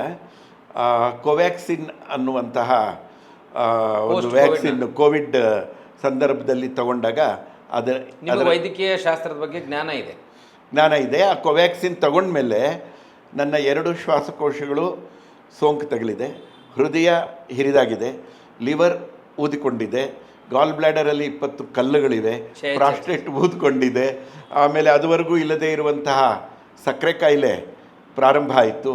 ನನಗೆ ರಕ್ತದ ಏರೊತ್ತಡ ಇತ್ತು, ಅಂದರೆ ಬಿ ಪಿ ಇತ್ತು, ಅದು ಸ್ವಲ್ಪ ಏರುಪೇರಾಗಿದೆ. ಮತ್ತು ಮೂಳೆ ಸಮಸ್ಯೆ ಇತ್ತು, ಅದು ಆ ಕೋವ್ಯಾಕ್ಸಿನ್ ಪ್ರಭಾವದಿಂದ ಹೆಚ್ಚಾಯಿತು. ಯಾವುದಾದರೂ 1-2 ತೊಂದರೆಗಳು ಕೆಲವರಿಗೆ ಆಗುವುದುಂಟು ಕೋವ್ಯಾಕ್ಸಿನ್ ತಗೊಂಡ್ರೆ. ಆದರೆ ನನಗೆ ಪ್ಯಾಕೇಜ್ ಡೀಲ್, ರಾಜ್ಕುಮಾರ್ ಅಂದರೆ ಕನ್ನಡದ ಸಮಗ್ರ ಪ್ಯಾಕೇಜು ಅಂತಾರೆ, ಈ ಕೋವ್ಯಾಕ್ಸಿನ್ನು ಕೂಡ ನನಗೆ ಸಮಗ್ರ ಪ್ಯಾಕೇಜ್ ಆಗಿ. ಅದನ್ನು ಅಷ್ಟು ಸ್ಪೋರ್ಟಿವ್ ಆಗಿ ತೊಗೊಂಡ್ರಿ ನೀವು, ಅಷ್ಟೊಂದು ಅನಾರೋಗ್ಯಗಳ ಪ್ಯಾಕೇಜನ್ನು? ಹೌದು ಸರ್, ಏನು ಮಾಡೋದು. ಒಂದು ಸಲ ನಾನು ಹರ್ನಿಯಾ ಜಾಸ್ತಿ ಆಗೋಯ್ತು ನನಗೆ. ಆ ಹರ್ನಿಯಾ ಜಾಸ್ತಿ ಆದಾಗ ನಾನು ಪರಿಶೀಲನೆಗೆ ಹೋದರೆ, ತಪಾಸಣೆ ಮಾಡಿದಾಗ ಇಷ್ಟೆಲ್ಲ ಕಾಯಿಲೆಗಳು ಒಳಗಡೆ ಇದೆ ಅಂತ ಗೊತ್ತಾಯಿತು. ಆಮೇಲೆ ಹೆದರಲಿಲ್ಲ, ಆತ್ಮವಿಶ್ವಾಸ ಇತ್ತು ನನಗೆ. ಬಂದಿದ್ದನ್ನೇ ಎದುರಿಸ್ಬೇಕು. ನಾನು ತುಂಬ ಸಣ್ಣ ಇದ್ದೆ, ಕೋವಿಡ್ ಪೂರ್ವದಲ್ಲಿ ನಾನು 75 kg ಇದ್ದೆ, ಈಗ 1 ಕ್ವಿಂಟಾಲ್ ಆಗಿದ್ದೇನೆ ಇದರಿಂದ. ಹಾಗಾಗಿ ನಾನು 2D ಮೀರಿ 3D ಮೀರಿ 4D ಕೂಡ ಆಗಿಬಿಟ್ಟಿದ್ದೀನಿ. ನನ್ನನ್ನು ನೋಡ್ಕೊಂಡಾಗ ನನಗೆ ಗಾಬರಿ ಆಗುತ್ತೆ. ಬಟ್ ಅವ್ರಿಗೆ ನಾನು ಕತೆ ಹೇಳೋಂಗಿಲ್ಲ, ಈ ಕಾರಣಕ್ಕೆ ಅಂತ ಹೇಳೋಂಗಿಲ್ಲ. ಇಷ್ಟು ದಪ್ಪ ಆಗಿಬಿಟ್ಟಿದ್ರೆ ಹೌದು ಅಂತ ಹೇಳಿ ನಾನು ಮುಂದೆ ಸಾಕ್ತೇನೆ. ಹೋದ ವರ್ಷ ನನಗೆ ಹರ್ನಿಯಾ ಶಸ್ತ್ರಚಿಕಿತ್ಸೆ ಆದಾಗ ನನ್ನ ಸ್ನೇಹಿತರು ಒಳ್ಳೆಯ ಡಾಕ್ಟ್ರನ್ನು, ಮಾನವೀಯ ಅಂತಃಕರಣ ಇರುವಂತಹ ಡಾಕ್ಟರ್ ಮದನ್ ಅನ್ನುವ ಒಬ್ಬ ಅತ್ಯುತ್ಕೃಷ್ಟ ಶಸ್ತ್ರವೈದ್ಯರನ್ನು ಕಂಡು ನನ್ನ ಸ್ಥಿತಿ ಹೇಳಿ ಶಸ್ತ್ರಚಿಕಿತ್ಸೆಗೆ ಅವರನ್ನು ಮತ್ತು ನನ್ನನ್ನು ಒಪ್ಪಿಸಿದ್ರು. ನನ್ನನ್ನು ಒಪ್ಪಿಸಿದಾಗ ನಾನು ನೋಡಿರಲಿಲ್ಲ, ಅಂದರು. ನನ್ನ ನೋಡಿ ಅವ್ರಿಗೆ ಗಾಬರಿ ಆಯಿತು. ಆವತ್ತೇ ಅವ್ರು ಹೇಳಿದ್ರಂತೆ, ಇದು ಉಳಿಯುವ ಕೇಸಲ್ಲ ಅಂತ. ಮೊನ್ನೆ ಹೇಳ್ತಾರೆ ನನ್ನ ಸ್ನೇಹಿತರು, 1 ವರ್ಷ ಆದಮೇಲೆ. ಅವರು 6 ಗಂಟೆ ಕಾಲ ನನ್ನ ಶಸ್ತ್ರಚಿಕಿತ್ಸೆ ಮಾಡಿದ್ರು. ಒಂದಲ್ಲ ಎರಡಲ್ಲ, ದೈತ್ಯ ಸ್ವರೂಪಿ ಶಸ್ತ್ರಚಿಕಿತ್ಸೆ. 42 ಹೊಲಿಗೆ ಹಾಕಿದ್ದು, ಅತಿ ದೊಡ್ಡ ಮೆಶ್ಶು, ಆ ಕರಡು ಆಚೆ ಬಂದಿದ್ದನ್ನು ಒಳಗಡೆ ತಳ್ಳಿ ಒಂದು ಪದರವನ್ನು ಇಡಬೇಕು, ಮೆಶ್ ಅಂತೀವಿ, ಅದನ್ನು ಇಟ್ಟು ಮಾಡಿದ್ದು. ಆಮೇಲೆ ಕೂಡ ನಾನು ಉಳಿತೀನಿ ಅನ್ನೋದು ಅವರಿಗೆ ಡೌಟು, ಸಂದೇಹ ಇತ್ತು. ಅದನ್ನು ತಡ್ಕೊಂಡು ನಾನು ಉಳಿದೆ. ಸ್ಮರಿಸಬೇಕಾದ ವ್ಯಕ್ತಿ ಅಂತಂದರೆ ಮದನ್ ಅವ್ರ ಜೊತೆಗೆ, ನನ್ನ ಜೊತೆಗೆ 5ರಿಂದ 2ನೇ PUC ವರೆಗೆ, ಅಂದರೆ 8 ವರ್ಷಗಳ ಕಾಲ ಸಹಪಾಠಿಯಾಗಿದ್ದ ನನ್ನ ಮಿತ್ರ ಡಾಕ್ಟರ್ ಎಂ ಪ್ರಸನ್ನಕುಮಾರ್ ಅಂತ, VM ಪ್ರಸನ್ನಕುಮಾರ್ ಅಂತ ಮೈಸೂರಲ್ಲಿದ್ದಾರೆ. ನನಗೆ ಆಪ್ರೇಷನ್ ಮಾಡಿಸ್ಲೇಬೇಕು ಅಂತ ಹೇಳಿ ಅವರು ಒತ್ತಾಯ ಮಾಡಿ, ಅಮ್ಮ ಮತ್ತು ನಾನು ಇಬ್ಬರು ಇರೋದರಿಂದ ನೋಡ್ಕೊಳ್ಳೋಕ್ಕೊಬ್ಬರು ಬೇಕಾಗತ್ತೆ ಅಂಥೇಳಿ ಅವರ ಆಸ್ಪತ್ರೆಯಿಂದ, ಅವರ ನರ್ಸಿಂಗ್ ಹೋಮಿಂದ, ಮೈಸೂರಿಂದ ಇಲ್ಲಿ ನನ್ನನ್ನು ನೋಡ್ಕೊಳ್ಳೋದಕ್ಕೆ 8 ದಿನಗಳ ಕಾಲ ಅವರ ನರ್ಸುಗಳನ್ನು, ಪುರುಷ ದಾದಿಗಳನ್ನು ಇಲ್ಲಿ ನೇಮಕ ಮಾಡಿದರು ಬೆಂಗಳೂರು ಹಾಸ್ಪಿಟ್ಲಲ್ಲಿದ್ದಾಗ, ನಾನು ಗ್ಲೋಬಲ್ ಹಾಸ್ಪಿಟ್ಲಲ್ಲಿದ್ದಾಗ. ಮತ್ತು ಅದಾದಮೇಲೆ ಚೇತರಿಕೆಗೆ ಮೈಸೂರಿಗೆ ಕರೆಸ್ಕೊಂಡು ನನಗೆ ತುಂಬ ಉದಾರವಾಗಿ 1 ನಯಾ ಪೈಸೆ ಬಿಲ್ಲು ಕೂಡ ಹಾಕದೆ ಉಚಿತವಾಗಿ ನೋಡಿಕೊಂಡಿದ್ದಾರೆ. ಆಮೇಲೆ ಸ್ಮರಿಸ್ಕೊಳ್ಬೇಕು ಅಂದರೆ ಇದೇ ಸಂದರ್ಭದಲ್ಲಿ ನೆರವಾದ ಡಾಕ್ಟರ್ ಜೈರಾಮ್, ಆಮೇಲೆ ಡಾಕ್ಟರ್ ನರಸಿಂಹ ಪೈ, NV ವೆಂಕಟೇಶ್ ಮತ್ತು ನನ್ನ PUC ಸಹಪಾಠಿಗಳು ತುಂಬ ನನ್ನನ್ನು ಜತನದಿಂದ ನೋಡಿಕೊಂಡ್ರು. ನಮ್ಮ ಕಸಿನ್ನು ಬಾಬು ಅಂತ ಕೂಡ ನನಗೆ ತುಂಬ ನೆರವಿಗೆ ಬಂದರು. ಇವರನ್ನು ಸ್ಮರಿಸ್ಕೊಳ್ಳದೆ ಇದ್ದರೆ ನನ್ನ ಬದುಕಿನ 2ನೇ ಇನ್ನಿಂಗ್ಸು ಮುಂದುವರಿತಾ ಇರಲಿಲ್ಲ ಸರ್. ಈಗ ಅನಾರೋಗ್ಯಗಳನ್ನ ಇಟ್ಕೊಂಡು ನೀವು ಚೇತೋಹಾರಿಯಾಗಿರಲಿಕ್ಕೆ ಕಾರಣ ನಿಮ್ಮ ಇಚ್ಛಾಶಕ್ತಿ ಅಂತೀರಿ? ವೈದ್ಯರು ಹೇಳೋದು ಇಷ್ಟಿದ್ರೆ ಬಹಳ ಕಷ್ಟ ಆಗ್ತಿತ್ತು. ಯಾವ್ದಾದ್ರು ಒಂದು ಫೇಲ್ ಆದರೆ ಕಷ್ಟ. ಹೌದು, ಇಷ್ಟು ಲಿವರ್, ಕಿಡ್ನಿ, ಗಾಲ್ ಬ್ಲ್ಯಾಡರು, ಆಮೇಲೆ ಪ್ರಾಸ್ಟೇಟು, ಶುಗರು, BP, ಆರ್ಥ್ರೈಟಿಸು, ಇನ್ನೂ ಏನಿದೆಯೋ ಗೊತ್ತಿಲ್ಲ. ಆಮೇಲೆ ಕಣ್ಣು ಮಂಜಾಗಿದೆ, ಮುದ್ರಿತ ಅಕ್ಷರಗಳನ್ನು ಓದಲಾರೆ ನನ್ನ ಪುಸ್ತಕ ಈಗ. ಅದಕ್ಕೂ ಕೂಡ ಕನ್ನಡಕ ಪರಿಹಾರ ಅಲ್ಲ ಅಂತ ಹೇಳಿದ್ದಾರೆ. ಎಷ್ಟು ವಯಸ್ಸು ಸರ್ ನಿಮಗೆ? 67 ನಡೀತಾ ಇದೆ ಸರ್. ನಿಮಗೆ ಸಿಗಬೇಕಾದ ಆರೋಗ್ಯಕ್ಕೆ ಪೂರಕವಾದ ಆಹಾರ ಸೌಲಭ್ಯಗಳು ಹೋರಾಟದ ಸಂದರ್ಭದಲ್ಲಿ ಸಿಗ್ತಾ ನಿಮಗೆ? ಸಿಕ್ಕಿದೆ ಸರ್, ಏನು ಕೊರತೆ ಏನೂ ಇರಲಿಲ್ಲ ಉಣ್ಲಿಕ್ಕೆ, ಇದು ಮಾಡಲಿಕ್ಕೆ. ಅದೇ ಹೇಳಿದ್ನಲ್ಲ, ನನ್ನ ಆಕಾಂಕ್ಷೆಗಳನ್ನು ಕಡಿಮೆ ಮಾಡಿಕೊಂಡಿದ್ದೆ, ಬದುಕನ್ನು ಸರಳಗೊಳಿಸ್ಕೊಂಡಿದ್ದೆ. 10x12 ರೂಮಲ್ಲಿದ್ದೆ. ಅದರಲ್ಲೂ ಒಬ್ರಿಗೆ ಆಶ್ರಯ ಕೊಡ್ತಾ ಇದ್ದೆ. 2 ಮಂಚ ಇತ್ತು. ಒಂದು ನಾನು ಉಳ್ಕೊಂಡ್ರೆ ಇನ್ಯಾರಾದರೂ ಬೆಂಗಳೂರಿಗೆ ಬರಬೇಕು, ಇಲ್ಲಿ ನೆಲೆಗೊಳ್ಳಬೇಕು ಅಂದರೆ ಇರಿ ಅಂತ ನನ್ನ ಕೊಠಡಿಯಲ್ಲಿ ಒಂದಷ್ಟು ದಿನಗಳ ಕಾಲ, ಅಷ್ಟು ತಿಂಗಳ ಕಾಲ ಆಶ್ರಯ ಕೊಡ್ತಾ ಇದ್ದೆ. ಚಲನಚಿತ್ರದ ಕ್ಷೇತ್ರ ಪ್ರವೇಶಿಸಬೇಕು ಅಂತ ಚೆನ್ನೈಗೆ ಹೋದಾಗ ಗುಗ್ಗು ಅನ್ನೋ ಒಬ್ಬ ಕಮಿಡಿಯನ್, ಗುಗ್ಗು ಒಬ್ಬ ಕಲಾವಿದರು ಇರ್ತಿದ್ರು. ಅವ್ರದ್ದು ಪುಟ್ಟ 6x8 ಅಡಿ ಕೊಠಡಿಯಲ್ಲಿ ಯಾರಿಗಾದ್ರೂ ಆಶ್ರಯ ಕೊಡ್ತಾಯಿದ್ರು. ಅವರು ಗುಗ್ಗು ಮಹಲ್ ಅಂತ ಕರೀತಾ ಇದ್ರು ಅದನ್ನು. ಇದನ್ನು ನಮ್ಮ ಪ್ರೊಫೆಸರ್ ಚಂಪಾ ಅವರು ರಾಜಕುಮಾರನ ಅರಮನೆ ಅಂತ ಹೇಳ್ತಿರ್ಲಿಲ್ಲ, ಅರೆಮನೆ ಅಂತ ಇದ್ರು. ನಿಮ್ಮ ಕೊಠಡಿಯನ್ನು ಇಷ್ಟ ಇದ್ದಿದ್ದಲ್ವಾ? ನಮ್ಮ ಚಂಪಾ ಅವರು ನಿಮ್ಮ ಇದನ್ನು ಗೌರವಿಸಿದರು, ತುಂಬ ಗೌರವಿಸಿದರು. ಅವರ ಅವಧಿಯಲ್ಲಿ ಕನ್ನಡ ನುಡಿಯ ಸಂಪಾದಕನನ್ನಾಗಿ ನನ್ನನ್ನು ತಗೊಂಡಿದ್ದರು. ತುಂಬ ಸ್ವಾತಂತ್ರ್ಯ. ನಿಮ್ಮ ಆ ಔದಾರ್ಯವನ್ನು ನನಗೆ ಇತ್ತೀಚೆಗೆ ಭಾಳ ದೊಡ್ಡ ರಂಗ ನಿರ್ದೇಶಕರಾಗಿ ಬೆಳೆದಿರುವಂಥ ಮಾಲ್ತೇಶ್ ಬಡಿಗೇರ್ ಅವರು ಕೂಡ ಸ್ಮರಿಸಿಕೊಂಡ್ರು ಸರ್. ನೀವು ಅವರ ಆರಂಭದಲ್ಲಿ ಬೆಂಗಳೂರಿಗೆ ಬಂದಾಗ ನೀವು ನಿಮ್ಮ ರಾಜಕುಮಾರ ಅರೆಮನೆಯಲ್ಲಿ ವಾಸಿಸಲಿಕ್ಕೆ ಅವಕಾಶ ಕೊಟ್ಟದ್ದನ್ನು ಹೇಳಿದರು ಕೂಡ. ಇಲ್ಲ ಸರ್, ಬಹಳ ಜನ ಅಲ್ಲಿ ಉಳಿದಿದ್ದಾರೆ. ಅವರೇನು ಕೈಯಲ್ಲೇನು ತರಬೇಕಾಗಿರಲಿಲ್ಲ. ಒಂದು ಹಲ್ಲುಜ್ಜುವ ಬ್ರಷ್ ತಗೊಂಡು ಬಂದರೆ, ಒಂದು ಸೋಪ್ ತಗೊಂಡು ಬಂದರೆ, ಇನ್ನೇನು ಅವರಿಗೆ ವಿದ್ಯುತ್ ವೆಚ್ಚ, ಬಾಡಿಗೆ, ನೀರಿನ ಬಿಲ್ಲು ಯಾವುದೂ ಇಲ್ಲ. ನೋಡ್ಕೊಳ್ತಾ ಇದ್ದೆ ನಾನು. ಅವ್ರು ನೆಲೆಗೊಂಡ ಮೇಲೆ ಹೋಗ್ತಾಯಿದ್ರು, ಇನ್ನೊಬ್ರು ಯಾರಾದರೂ ಅಲ್ಲಿ ಬರ್ತಾಯಿದ್ರು. ಅವ್ರು ಅದನ್ನು ಸ್ಮರಿಸ್ಕೊಳ್ತಾರ ನೀವು ಸಿಕ್ಕಾಗ? ಖಂಡಿತ ಸರ್. ಉಪಕಾರ ಸ್ಮರಣೆ ಬಹಳಷ್ಟು ಜನಕ್ಕಿದೆ, ಒಬ್ರಿಗೋ ಇಬ್ಬರಿಗೋ ಇಲ್ಲ. ಏನು ಮಾಡೋಕ್ಕಾಗಲ್ಲ. ಹಾಗೆ ನೀವು ಆಶ್ರಯ ಕೊಟ್ಟಿರೋ ಕೆಲವು ಹೆಸರುಗಳನ್ನ ಹೇಳಲಿಕ್ಕೆ ಸಾಧ್ಯ ಆಗ್ತದ ನಮ್ಮ ಮಾಲ್ತೇಶ್ ಬಡಿಗೇರ್ ಅವರನ್ನು ಹೊರತುಪಡಿಸಿ? ಮಾಲ್ತೇಶ್ ಬಡಿಗೇರು ನನ್ನ ಋಣ ಪಡೆದಿರಲಿಲ್ಲ, ಅವರಲ್ಲಿ ಆಶ್ರಯ ಇರಲಿಲ್ಲ. ಡಾಕ್ಟರ್ ಗಜಾನನ್ ನಾಯಕ್ ಸಂಗೀತ ನಿರ್ದೇಶಕರಾಗಿದ್ದರು. ಆಮೇಲೆ ನಮ್ಮ ಬಲವಂತರಾವ್ ಪಾಟೀಲನ್ನು ಬಲವಂತ ಮಾಡಿ ನನ್ನ ರೂಮಲ್ಲಿ ಇರಿಸ್ಕೊಂಡಿದ್ದೆ. ಅವರು ಕೆಲಸ, ಈಗ ನಮ್ಮ ಕನ್ನಡ ಮತ್ತು ಸಂಸ್ಕೃತಿ ಇಲಾಖೆ ಜಂಟಿ ನಿರ್ದೇಶಕರು. ಬರೋದಕ್ಕೆ ಸಂಕೋಚ ಪಟ್ಕೊಂಡು, ಇಲ್ಲ ಬನ್ನಿ, ನಿಮಗೆ ಸಂಬಳ ಬಂದಮೇಲೆ ನೀವು ಕೊಠಡಿ ಮಾಡಿಕೊಂಡು ಮನೆ ಮಾಡಿಕೊಂಡು ಹೋಗಿ ಅಂತಿದ್ದೆ. ಆಮೇಲೆ ತಿಪ್ಟೂರಿನ TS ನಾಗರಾಜ್ ಶೆಟ್ಟರು ಮೌಲ್ಯಮಾಪನಕ್ಕೆ ಬಂದಾಗ ನನ್ನ ಕೊಠಡಿಯಲ್ಲಿ ಉಳ್ಕೊಳ್ತಾ ಇದ್ದರು. ನಮ್ಮ ಊರಿನ ಕಡೆಯವರು ಯಾರಾದರೂ ಬಂದಾಗ ಇಲ್ಲಿ ಬೆಂಗಳೂರಲ್ಲಿ ಕೆಲಸ ಇದೆ ಅಂದರೆ ಅಲ್ಲಿ ಉಳ್ಕೊಳ್ತಾ ಇದ್ದರು. ನಿಮ್ಮ ಅರಮನೆ ಆಗಲೇ ಇಲ್ವಾ? ಯಾವುದೇ ಇಲ್ಲ, ನನಗೆ ಯಾವುದೂ ಸ್ವಂತ ಮನೆ ಇಲ್ಲ. ಒಂದು ಭೋಗ್ಯದ ಮನೆಯಲ್ಲಿ ಈಗ ನಾನು ಇದ್ದೇನೆ. ಹಾಗಾಗಿ ಅದ್ರ ಬಗ್ಗೆ ನನಗೇನು ವಿಷಾದ ಇಲ್ಲ, ರಿಗ್ರೆಟ್ ಇಲ್ಲ ಸರ್. ನಾನು ಏನು ಆ ಕಾಲಕ್ಕಾಗತ್ತೋ ಏನಿದೆಯೋ ಒಂದು ಸೂರಂತೂ ಇದೆ. ನೀವು ಮೊನ್ನೆ ಈ ಸಂಗೊಳ್ಳಿ ರಾಯಣ್ಣ ಪ್ರಶಸ್ತಿ ಪ್ರಕಟ ಆದಾಗ ಬಹಳಷ್ಟು ಜನ ಹೇಳಿದರು ರಾಜ್ಕುಮಾರ್ ಅವರ ಗಣನೀಯ ಸೇವೆಯನ್ನು ಈ ಬಾರಿ ಸರ್ಕಾರ ಆಯ್ಕೆ ಸಮಿತಿ ಗುರುತಿಸಿದೆ ಅಂತ. ನೀವೆಲ್ಲ ಏನನ್ನು ಬಯಸಿಲ್ಲ ನಿಜ, ಆದರೆ ಆ ಪ್ರಶಸ್ತಿ ದೊರಕಿತು ಅಂತ ಮಾಧ್ಯಮಗಳಲ್ಲಿ ನೋಡಿದಾಗ ನಿಮಗೇನು ಅನ್ನಿಸ್ತು? ಅದನ್ನು ನೋಡಿದಾಗ ನಾನು ತುಂಬ ಅದನ್ನು ನಿರೀಕ್ಷಿಸ್ತಾ ಇದ್ದೆ, ಸುಳ್ಳು ಹೇಳೋದಿಲ್ಲ. ಆಷಾಢಭೂತಿ ಅಲ್ಲ, ಪಾರದರ್ಶಕವಾಗಿ ಹೇಳಬೇಕು ಅಂದರೆ ಆ ಪ್ರಶಸ್ತಿ ಯಾರಿಗೆ ತಲುಪಬೇಕೋ ಅವ್ರಿಗೆ ತಲುಪ್ತಿರ್ಲಿಲ್ಲ. ಇಡೀ ಭಾರತದಲ್ಲಿ ತನ್ನ ನುಡಿಯ ಹೋರಾಟಕ್ಕಾಗಿ, ತನ್ನ ನುಡಿಯ ಪರವಾದ ಹೋರಾಟಕ್ಕಾಗಿ ಕೊಡ್ತಾ ಇರೋ ಏಕಮಾತ್ರ ಪ್ರಶಸ್ತಿ. ಇಡೀ ದೇಶದಲ್ಲಿ ಯಾವ ರಾಜ್ಯ ಸರ್ಕಾರ ನೀಡ್ತಿಲ್ಲ. ಇಲ್ಲಿ ಅದನ್ನು ನೀಡುವ ಇದರಲ್ಲಿ 1-2 ಕವನ ಸಂಕಲನ ಬರೆದವ್ರಿಗೂ ಕೂಡ ಅದು ಕೂಡ ಕನ್ನಡದ ಸೇವೆ, ಹೋರಾಟ ಅಂತ. ಹೋರಾಟ ಅಲ್ಲ ಸೇವೆ ಅದು. ಹೌದು, ಅದನ್ನು ಹಾಗೆ ವ್ಯಾಖ್ಯಾನಿಸ್ತಾರೆ ಕೆಲವರು ಪ್ರಭೃತಿಗಳು. ಇಬ್ಬರಿಗೆ ಆ ಥರ ಬಂತು, ಇನ್ನು ಯಾವುದ್ಯಾವುದೋ ಕಾರಣಕ್ಕೆ ಯಾರ್ಯಾರಿಗೋ ಬಂದಿದೆ. ಅದಕ್ಕೆ ನಾನು 2015ರಲ್ಲಿ ಕೋಲಾರ ತಾಲೂಕು ಕನ್ನಡ ಸಾಹಿತ್ಯ ಸಮ್ಮೇಳನದ ಸರ್ವಾಧ್ಯಕ್ಷರಾಗಿದ್ದಾಗ ಹೇಳಿದೆ, ಇದು ಕನ್ನಡದ ಹೋರಾಟಗಾರರಿಗೆ ಬರಬೇಕು, ಅದು ಯಾರಿಗಾದರೂ ಬರಲಿ ಅಂತ. ಈ ಸಲ ನನ್ನನ್ನು ಕನ್ನಡಕ್ಕೆ ಹೋರಾಟ ಮತ್ತು ಸರ್ವಾಂಗೀಣ ನೆಲೆಯಲ್ಲಿ ನನ್ನ ಫೇಸ್ಬುಕ್ ಬರಹಗಳಿರ್ಬೋದು, ಅಥವಾ ನಾನು ಕನ್ನಡಕ್ಕೆ ಟಂಕಿಸಿಕೊಟ್ಟಿರುವಂತಹ ನೂರಾರು ಪದಗಳು ಇರಬಹುದು, ಪದಟಂಕಣ ಚತುರ ಅಂತ ಕರೀತಾರೆ.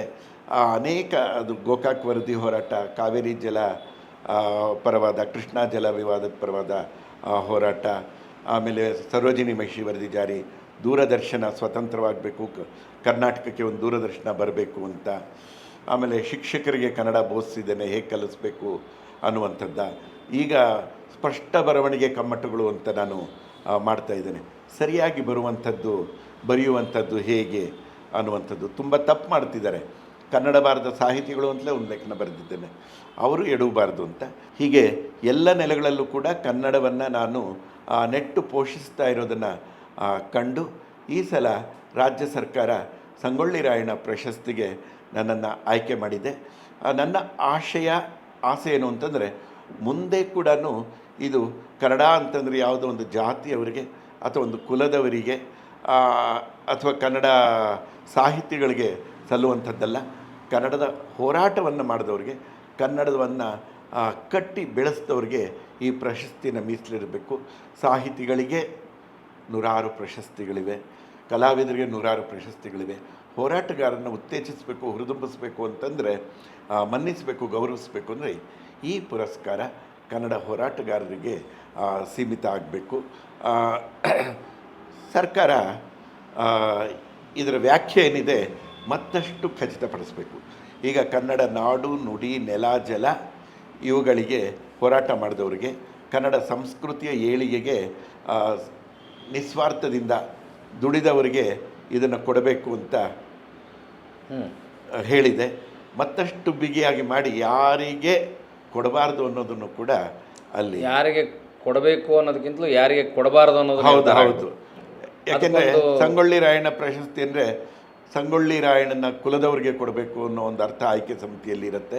ಹಾಗಾಗಿ ತುಂಬ ಖಚಿತವಾದ ವ್ಯಾಖ್ಯೆಯನ್ನು ನೀಡಿ ಈ ಪ್ರಶಸ್ತಿಯ ಆಯ್ಕೆ ಆಗುವ ಬಗ್ಗೆ ಆ ಸಂದರ್ಭದಲ್ಲಿ ಮಾನದಂಡಗಳನ್ನು ಹೊಸದಾಗಿ ನಿಗದಿಪಡಿಸಬೇಕಾಗಿದೆ. ಈಗ ತಾವು ಚಿದಾನಂದ ಮೂರ್ತಿಯವರ ಪ್ರಭಾವದಲ್ಲಿ ಬೆಳೆದ್ರಿ, ಅವರು ಮುಂದೆ ಅವರ ನಿಲುವುಗಳನ್ನು ರಾಷ್ಟ್ರೀಯತೆ ಕಡೆ ತೋರಿಸ್ಕೊಂಡ್ರು, ಅದು ಸರಿಯಲ್ಲ ಅನ್ನುವಂಥ ಮಾತಿದೆ ಕನ್ನಡ ಸಂದರ್ಭದಲ್ಲಿ.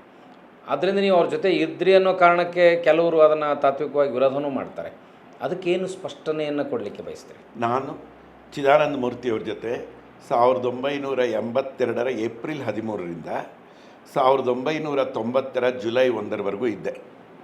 ಅವರು ರಾಷ್ಟ್ರೀಯತೆಯನ್ನು ಆವಾಹನೆ ಮಾಡಿಕೊಂಡಿದ್ದು, ಅವರು ಹಳದಿ ಕೆಂಪು ಬಿಟ್ಟು ಬೇರೆ ಬಣ್ಣದ ಕಡೆ ಒಲಿದಿದ್ದು 1990 ಆನಂತರ.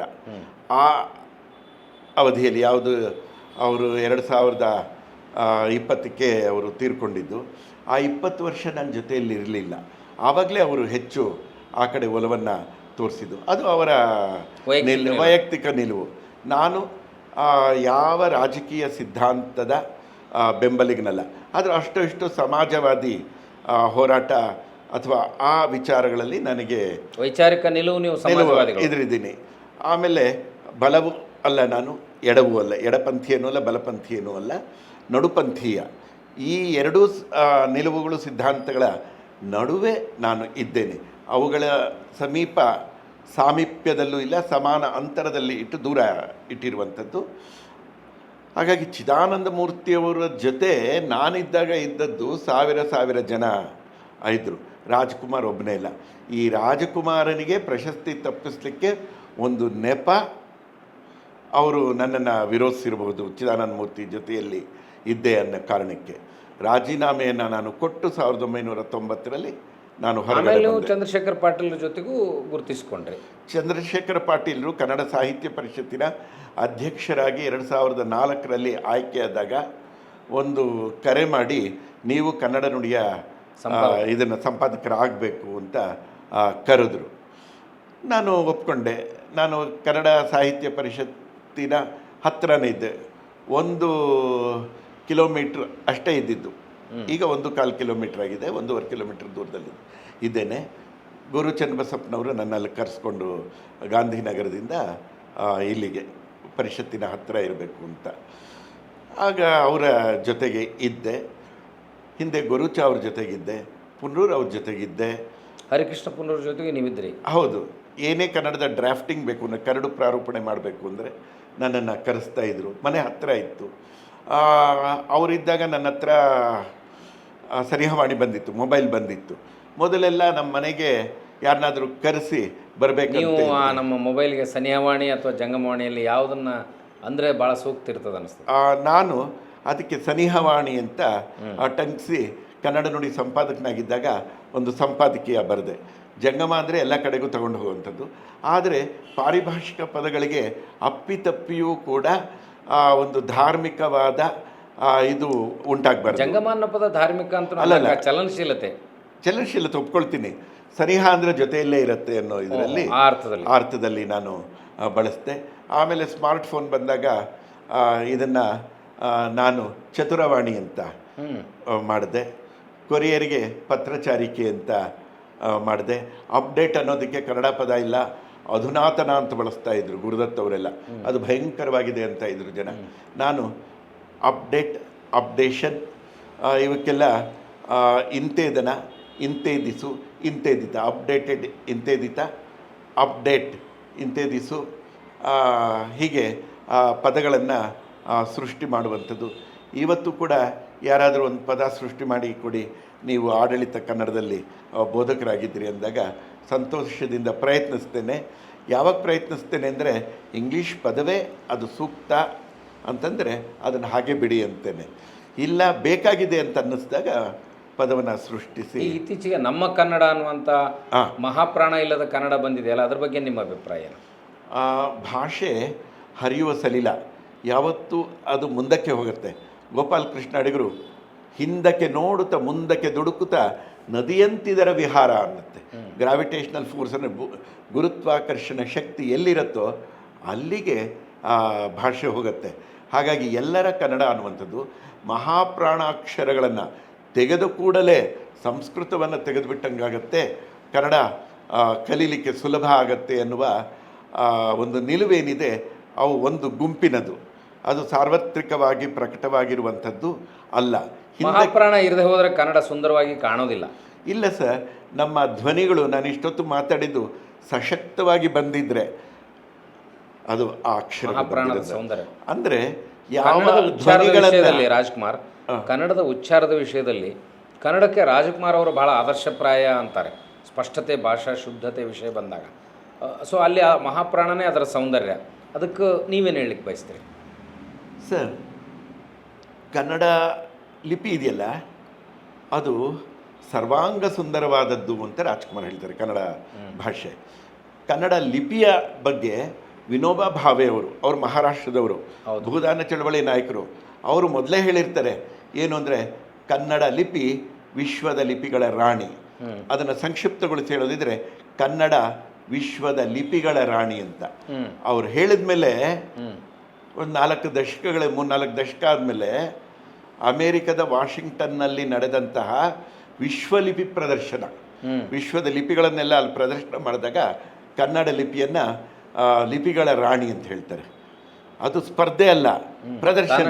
ಸುಂದರವಾಗಿ ಸೋರೆಕಾಯಿ ಅಂತ ಇದ್ದ ಸೋರೆಕಾಯಿಯ ಹಾಗೆ, ಪಡವಲಕಾಯಿಯ ಹಾಗೆ, ನುಗ್ಗೆಕಾಯಿಯ ಹಾಗೆ ಇದ್ದ ಕನ್ನಡ ಅಕ್ಷರಗಳು ದುಂಡಾಯಿತು. ಅದಕ್ಕೆ ತಗೊಂಡ ಅವಧಿ 2000 ವರ್ಷಗಳಾದ ಮೇಲೆ ಕ್ರಮೇಣ ವಿಕಾಸವಾಗ್ತಾ ಅದು ಬೆಳೀತು. ಎಲ್ಲರ ಕನ್ನಡ ಅನ್ನುವಂಥದ್ದು ಯಾವಾಗ ಸಾಧ್ಯ ಆಗುತ್ತೆ ಅಂದರೆ ನಾವೇನು ಅಗತ್ಯಕ್ಕೆ ಅನಿವಾರ್ಯವಾಗಿ ಮಹಾಪ್ರಾಣ ಅಕ್ಷರಗಳನ್ನು ತಗೊಂಡಿದ್ದೇವೆ, ಸಂಪೂರ್ಣವಾಗಿ ಬಿಡೋದು ಬೇಡ. ಅಲ್ಲ, ಬಿಡುವ ಅಗತ್ಯ ಇಲ್ಲ, ಬಳಸಬೇಕು. ನಮಗೆ ಎಲ್ಲಿ ಸರ್ ಸಮಸ್ಯೆ ಆಗುತ್ತಂದರೆ ದ, ಧ, ಬ, ಭ ಈ 3 ಅಕ್ಷರಗಳನ್ನು ಅಂದರೆ ಅಲ್ಪಪ್ರಾಣ ಮಹಾಪ್ರಾಣ ಮಾಡುವಾಗ ಆಕಾರದಲ್ಲಿ ವ್ಯತ್ಯಾಸವಿಲ್ಲದೆ ಕೇವಲ ಕೆಳಗಡೆ ಒಂದು ಗೆರೆಯನ್ನು ಎಳಿತೀವಲ್ಲ ನಾವು ಮಹಾಪ್ರಾಣ ಮಾಡಿದಾಗ, ಆಗ ಸಮಸ್ಯೆ ಆಗ್ತಾ ಇದೆ. ಈಗ ಭಾಷೆ ಅಂತ ನಾವು ಬರಿತೀವಿ, ಭಾ ಮಹಾಪ್ರಾಣ ಆಗಬೇಕು. ಭಾಷೆ ಅಂತ ಬರೆದಾಗ ಅದರ ಸೌಂದರ್ಯ ಅಷ್ಟು ಅರ್ಥಪೂರ್ಣ ಇಲ್ಲ ಸರ್, ಹಿಂದಕ್ಕೆ ಹೋಗೋಕ್ಕಾಗಲ್ಲ, ಹೋಗೋದು ಬೇಕಾಗಿಲ್ಲ. ಅವರ ಭ್ರಮೆಗಳು ಇವೆ, ಅದನ್ನು ನಾನು ಟೀಕೆ ಮಾಡಲ್ಲ. ಅವರು ಶಂಕರ ಭಟ್ಟ ಅಂತ ಬರ್ಕೊಳ್ತಾರೆ, ಶಂಕರ ಭಟ್ಟ ಅಂತಾರೆ. ಆ ಒಂದು ತಂಡದ ವಾದ ಅವರಿಗೆ ಬಿಟ್ಟಿದ್ದು, ನಾನು ಅದರ ಪರವಾಗಿ ಇಲ್ಲ. ಆ ರೀತಿ ಆಗೋದು ಸಾಧ್ಯ ಇಲ್ಲ. ನಾನು ಭಾಷಾ ವಿಜ್ಞಾನವನ್ನು ಶಾಲೆಯಲ್ಲಿ ಕಲ್ತಿಲ್ಲ, ಶಾಲೆಯ ಹೊರಗಡೆ ಕಲ್ತಿದ್ದೀನಿ. ಹಾಗಾಗಿ 6 ಭಾಷೆಗಳ ಕಲೀಲಿಕ್ಕೆ ನನಗೆ ಸಾಧ್ಯ ಆಯಿತು. ನಮ್ಮ ಕನ್ನಡ ಅನ್ನುವ ಬಗ್ಗೆ ನಂದು, ಎಲ್ಲರ ಕನ್ನಡ ಅಲ್ಲ, ನಮ್ಮ ಕನ್ನಡ, ನಮ್ಮೆಲ್ಲರ ಕನ್ನಡ ಭಾಷೆಯನ್ನು ಕಲಿಸುವ ವಿಧಾನಕ್ಕೆ ಸಂಬಂಧಪಟ್ಟಂತೆ ನಮ್ಮ ಶಿಕ್ಷಕರು ಮತ್ತಷ್ಟು ಯತ್ನವನ್ನು ಮಾಡಬೇಕು. ಹೇಗೆ ಕಲಿಸ್ಬೇಕು ಅಂತ ಅವರಿಗೆ ತರಬೇತಿ ಆಗಬೇಕು, ಅಂದರೆ ಪ್ರಶಿಕ್ಷಣವನ್ನು ಅಲ್ಲಿ ನೀಡಬೇಕಾಗತ್ತೆ. ಅವರೇ ತುಂಬ ತಪ್ಪು ಬರೀತಾರೆ, ಅವರಲ್ಲ, ಸಾಹಿತಿಗಳೇ ಕನ್ನಡವನ್ನು ತಪ್ಪಾಗಿ. ಶುದ್ಧ ಕನ್ನಡ ಅಂದರೆ ಯಾವುದು? ಬಹಳಷ್ಟು ಜನ ಹೇಳೋದೇನೆಂದರೆ, ಜನರಾಡುವ ಭಾಷೆ ರೀತಿಯಲ್ಲಿ ಬರೆದಾಗೂ ಕೂಡ ದ್ರಾವಿಡ ಸಂಸ್ಕೃತಿಯಲ್ಲಿ ಅದನ್ನು ಸ್ವೀಕಾರ ಮಾಡ್ಬೋದು ಅನ್ನೋಂಥ ವಾದ ಇದೆ. ಈಗ ಹಾಲಿಗೆ ಹಾಲು ಅಂದ್ವಿ ಅಂತ ಇಟ್ಕೊಡ್ರಿ, ಹಣ್ಣಿಗೆ ಹಣ್ಣು ಅಂತಾರೆ ಪ್ರಾದೇಶಿಕವಾಗಿ. ಹಕಾರ ಅಕಾರದ ಸಮಸ್ಯೆ ಇದೆ, ಅದನ್ನು ಸ್ವೀಕೃತ ಮಾಡ್ತೀವಿ ಆಡು ಭಾಷೆಯಾಗಿ, ಆದರೆ ಅದು ಬರಹದಲ್ಲಿ ಬರಬಾರ್ದು ಅನ್ನೋದು ನಿಮ್ಮ ವಾದ. ಬರಹದಲ್ಲಿ ಬರುವಾಗ ಅದು ಕಲಿತವರೇ ತಪ್ಪು ಮಾಡಬಾರ್ದು. ಕಲಿದೇ ಇರೋರು ಏನಾದರೂ ಬರೆದ್ರೆ ಅವರನ್ನು ತಿದ್ದಬಹುದು. ಈ ಕಲಿತವ್ರು ತಿದ್ದಾಗ ಅದು ಯಾಕಂಗೆ ಬರಿಬಾರ್ದು ಅಂತ ಉದ್ದಟತನದ ಪ್ರಶ್ನೆಗಳನ್ನು ಎತ್ತಾರೆ. ಆಮೇಲೆ ಪರಿಸರದ ಹಿನ್ನೆಲೆಯಲ್ಲಿ ಆ ಧ್ವನಿಗಳು ಅವ್ರಿಗೆ ಪರಿಚಯ ಇರಲ್ಲ.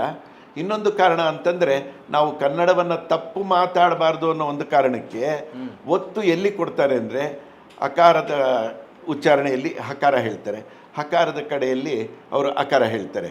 ಈ ಎರಡೂ ಅಕ್ಷರಗಳ ಧ್ವನಿ ಎಲ್ಲಿಂದ ಹೊರಡುತ್ತೆ ಅಂದರೆ ಕಂಠದಿಂದ. ಆ ಎರಡು ಅಕ್ಷರಗಳ ಉಚ್ಚಾರಣೆಗೆ ಇರುವಂಥ ಜಾಗ ಇದೆಯಲ್ಲ, ಅಂತರ ಬಹಳ ಕಡಿಮೆ. ಹಾಗಾಗಿ ಒತ್ತಿ ಹೇಳುವಾಗ, ಪ್ರಜ್ಞಾಪೂರ್ವಕವಾಗಿ ಅದನ್ನು ಹೇಳುವಾಗ ಬಾಲ್ಯದಿಂದಲೇ ಅಕಾರಕ್ಕೆ ಹಕಾರ, ಹಕಾರಕ್ಕೆ ಅಕಾರ ಆಗಿರುತ್ತೆ. ಅದು ದೊಡ್ಡ ದೋಷ ಅಲ್ಲ. ಆದರೆ ಒಂದು ವರ್ಗವನ್ನು, ಒಂದು ಜನಸಮುದಾಯವನ್ನು ಕನ್ನಡದಿಂದ ಪ್ರತ್ಯೇಕಗೊಳಿಸಿ ಮುಡಿವಂತಿಕೆಯ ಚಾದರನ್ನು ಇವರಿಗೆ ಹಾಕಿಬಿಟ್ಟು ಇದೇ ಶ್ರೇಷ್ಠ ಅಂತ ಹೇಳೋದು, ಆಮೇಲೆ ಟೀಕೆಗಳನ್ನು ಮಾಡುವಂಥದ್ದು, ಇದು ಹೇಳಕ್ಕೆ ಬರಲ್ಲ, ಅದು ಹೇಳಕ್ಕೆ ಬರಲ್ಲ ಅಂತ ಇಲ್ಲ. ನಾವು ಯಾವ ಸಮುದಾಯವನ್ನು, ಯಾವ ವರ್ಗವನ್ನು, ಯಾವ ಸ್ತರದ ಜನರನ್ನು ಕೂಡ ನಾವು ಕಳೆದುಕೊಳ್ಳಬಾರದು. ಶ್ರೇಷ್ಠತೆಯ ವ್ಯಸನವನ್ನು ಬಿಡಬೇಕು, ಆದರೆ ಅವರನ್ನು ತಿದ್ದುವ ಕೆಲಸ ಆಗಬೇಕು. ಎಷ್ಟೋ ಜನ ಚಲನಚಿತ್ರ ಕ್ಷೇತ್ರಕ್ಕೆ ಪ್ರವೇಶ ಪಡೆಯೋಕ್ಕೆ ಗಾಂಧಿನಗರದಲ್ಲಿ ಓಡಾಡುವಾಗ ನನ್ನ ಕೊಠಡಿಗೆ ಬರ್ತಾಯಿದ್ರು 70ರ ದಶಕದಲ್ಲಿ. ಅಲ್ಲಿ ಬಂದು 80ರ ದಶಕದಲ್ಲಿ ಮತ್ತು 70ರ ದಶಕದಲ್ಲಿ ಬಂದು ಈ ಉಚ್ಚಾರಣಾ ದೋಷ ಏನಿದೆ ಅದನ್ನು ಭಾಷಾ ವೈಜ್ಞಾನಿಕವಾಗಿ ತಿಳಿಸಿ ಹೇಳಿ ಅದನ್ನು ಪರಿಹರಿಸಿಕೊಳ್ಳುವ ಪ್ರಯತ್ನವನ್ನು ಅವರು ಮಾಡಿದ್ದಾರೆ. ಯಾಕೆ ತಪ್ಪಾಗತ್ತೆ ಅನ್ನೋದು ಕಂಡುಹಿಡ್ಕೊಂಡಿದ್ದಾರೆ. ನಾವು ಸಮಸ್ಯೆಗೆ ಪರಿಹಾರ ಕಾಣಿಸ್ಬೇಕು, ಸಮಸ್ಯೆಯ ಭಾಗವಾಗಬಾರ್ದು, ಪರಿಹಾರದ ಭಾಗ ಆಗಬೇಕು. ಕನ್ನಡಕ್ಕೆ ಇರುವ ಸಮಸ್ಯೆಗಳ ಸಿಕ್ಕುಗಳೇನಿವೆ ಆ ಸಿಕ್ಕುಗಳನ್ನು ನಾವು ಬಿಡಿಸುವ ಕಡೆಗೆ ನಾವು ನಮ್ಮ ಗಮನವನ್ನು ಹರಿಸಬೇಕು. ಸರ್, ಈಗ ಚಳವಳಿ ವಿಷಯ ಬಂತು, ನೀವು ನಿಮ್ಮ ಬದುಕನ್ನು ಹೇಳಿದ್ರಿ. ಕನ್ನಡಪರ ಸಂಘಟನೆಗಳು ಇತ್ತೀಚೆಗೆ ಆ ಒಂದು ಐಡಿಯಾಲಜಿ ಅಥವಾ ಬಡತನದಿಂದ ದೂರಾಗಿ ವೈಭವಪೂರಿತವಾದ ಸಂಘಟನೆಗಳು ಆಗ್ತಾ ಇದ್ದಾವಲ್ಲ, ಕನ್ನಡಪರ ಚಳವಳಿ ಸಂಘಟನೆಗಳ ಆ ಸ್ವರೂಪದ ಬಗ್ಗೆ ನೀವು ಏನು ಹೇಳಲಿಕ್ಕೆ ಬಯಸ್ತೀರಿ? ಮೊದಲು ಚಳವಳಿ ವ್ಯಕ್ತಿ ಕೇಂದ್ರಿತವಾಗಿತ್ತು. ಚಿದಾನಂದ ಮೂರ್ತಿ, ಒಂದಷ್ಟು ಜನ ಅವರು ಸುತ್ತಾ ಇದ್ದರು. ವಾಟಾಳ್ ನಾಗರಾಜ್, ಒಂದಷ್ಟು ಜನ ನಿಲಯದ ಕಲಾವಿದರು ಇರ್ತಾಯಿದ್ರು. ಆದರೆ ಈಗ ಚಳವಳಿ ವ್ಯಾಪಕಗೊಂಡಿರೋದ್ರಿಂದ ಅದು ಒಳ್ಳೆಯ ಬೆಳವಣಿಗೆ. ಹೌದು, ಇಡೀ 31 ಜಿಲ್ಲೆಗಳಲ್ಲಿ ಒಂದು ಕರೆ ಕೊಟ್ಟರೆ ಕರ್ನಾಟಕ ರಕ್ಷಣಾ ವೇದಿಕೆ ಅನುಸರಿಸುವಂತಹ ಜನ ಇರ್ತಾರೆ.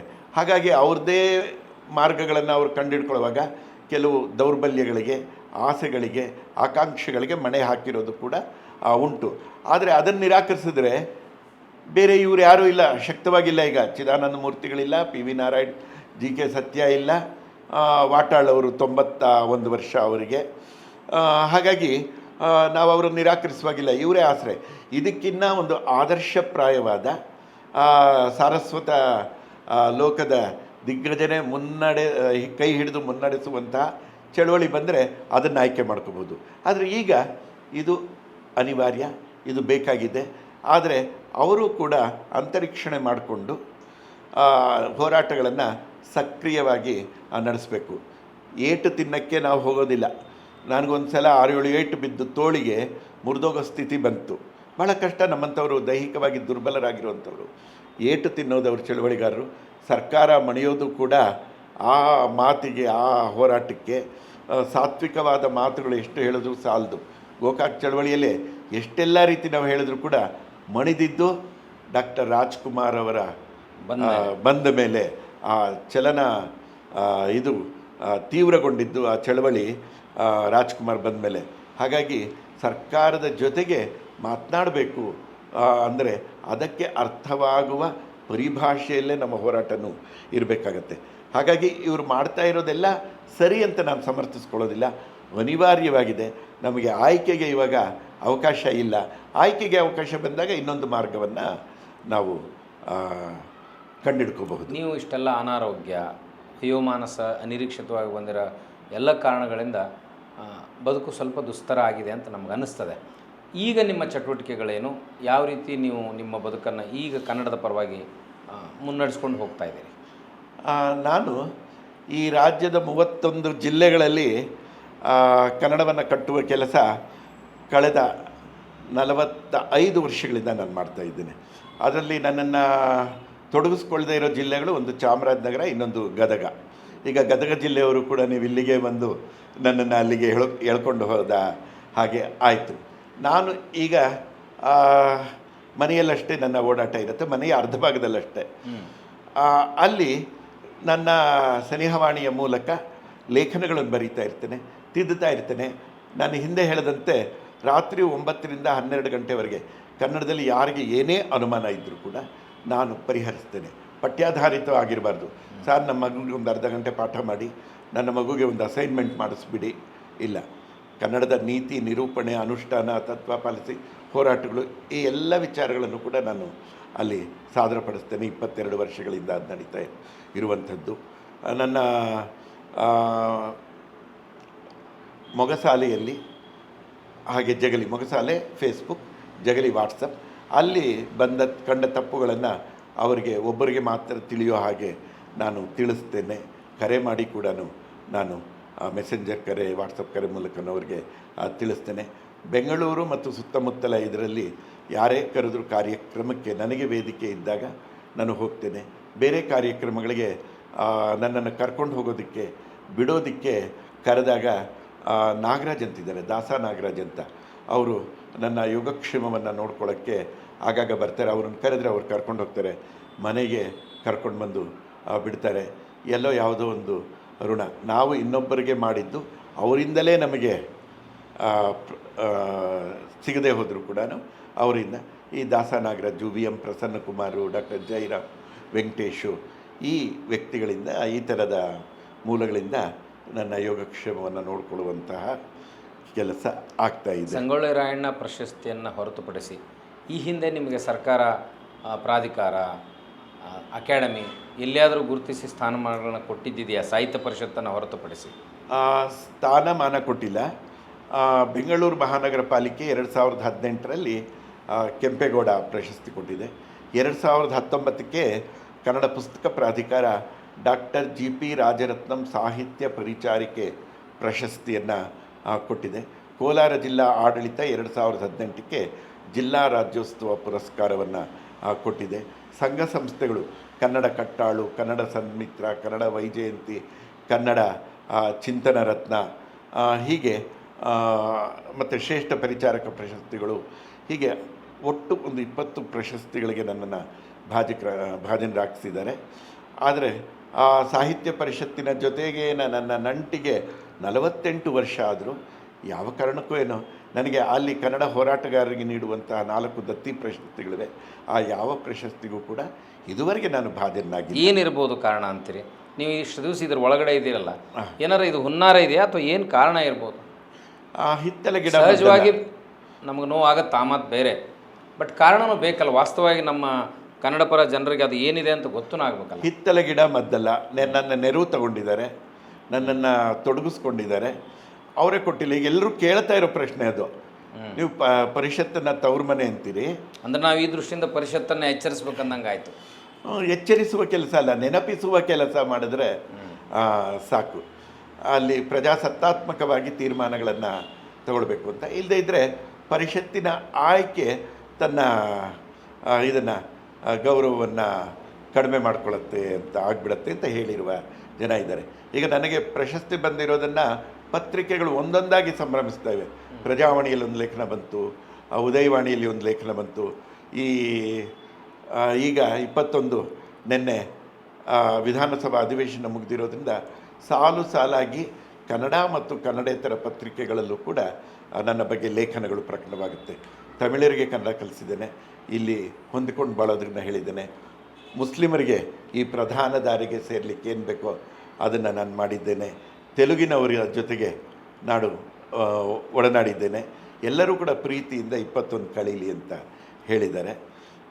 ಹಾಗಾಗಿ ನೀವು ರಾಜ್ಕುಮಾರ್ ಅವರಿಗೆ ಕನ್ನಡದ ಬಗ್ಗೆ ಮಾಹಿತಿ ಕೊಟ್ಟ ಹಾಗೆ ಗೋಕಾಕ್ ಅವರು ವಿ ಕೆ ಗೋಕಾಕ್ ಅವ್ರ ಜೊತೆಗೆ ನೀವು ಕೆಲಸ ಮಾಡಿದ್ರಿ, ಆ ಅನುಭವ ಮತ್ತು ಘಟನೆ ಏನು? ಅದು ನನ್ನ ಬದುಕಿನ ಒಂದು ಸುವರ್ಣ ಸಂಭ್ರಮ.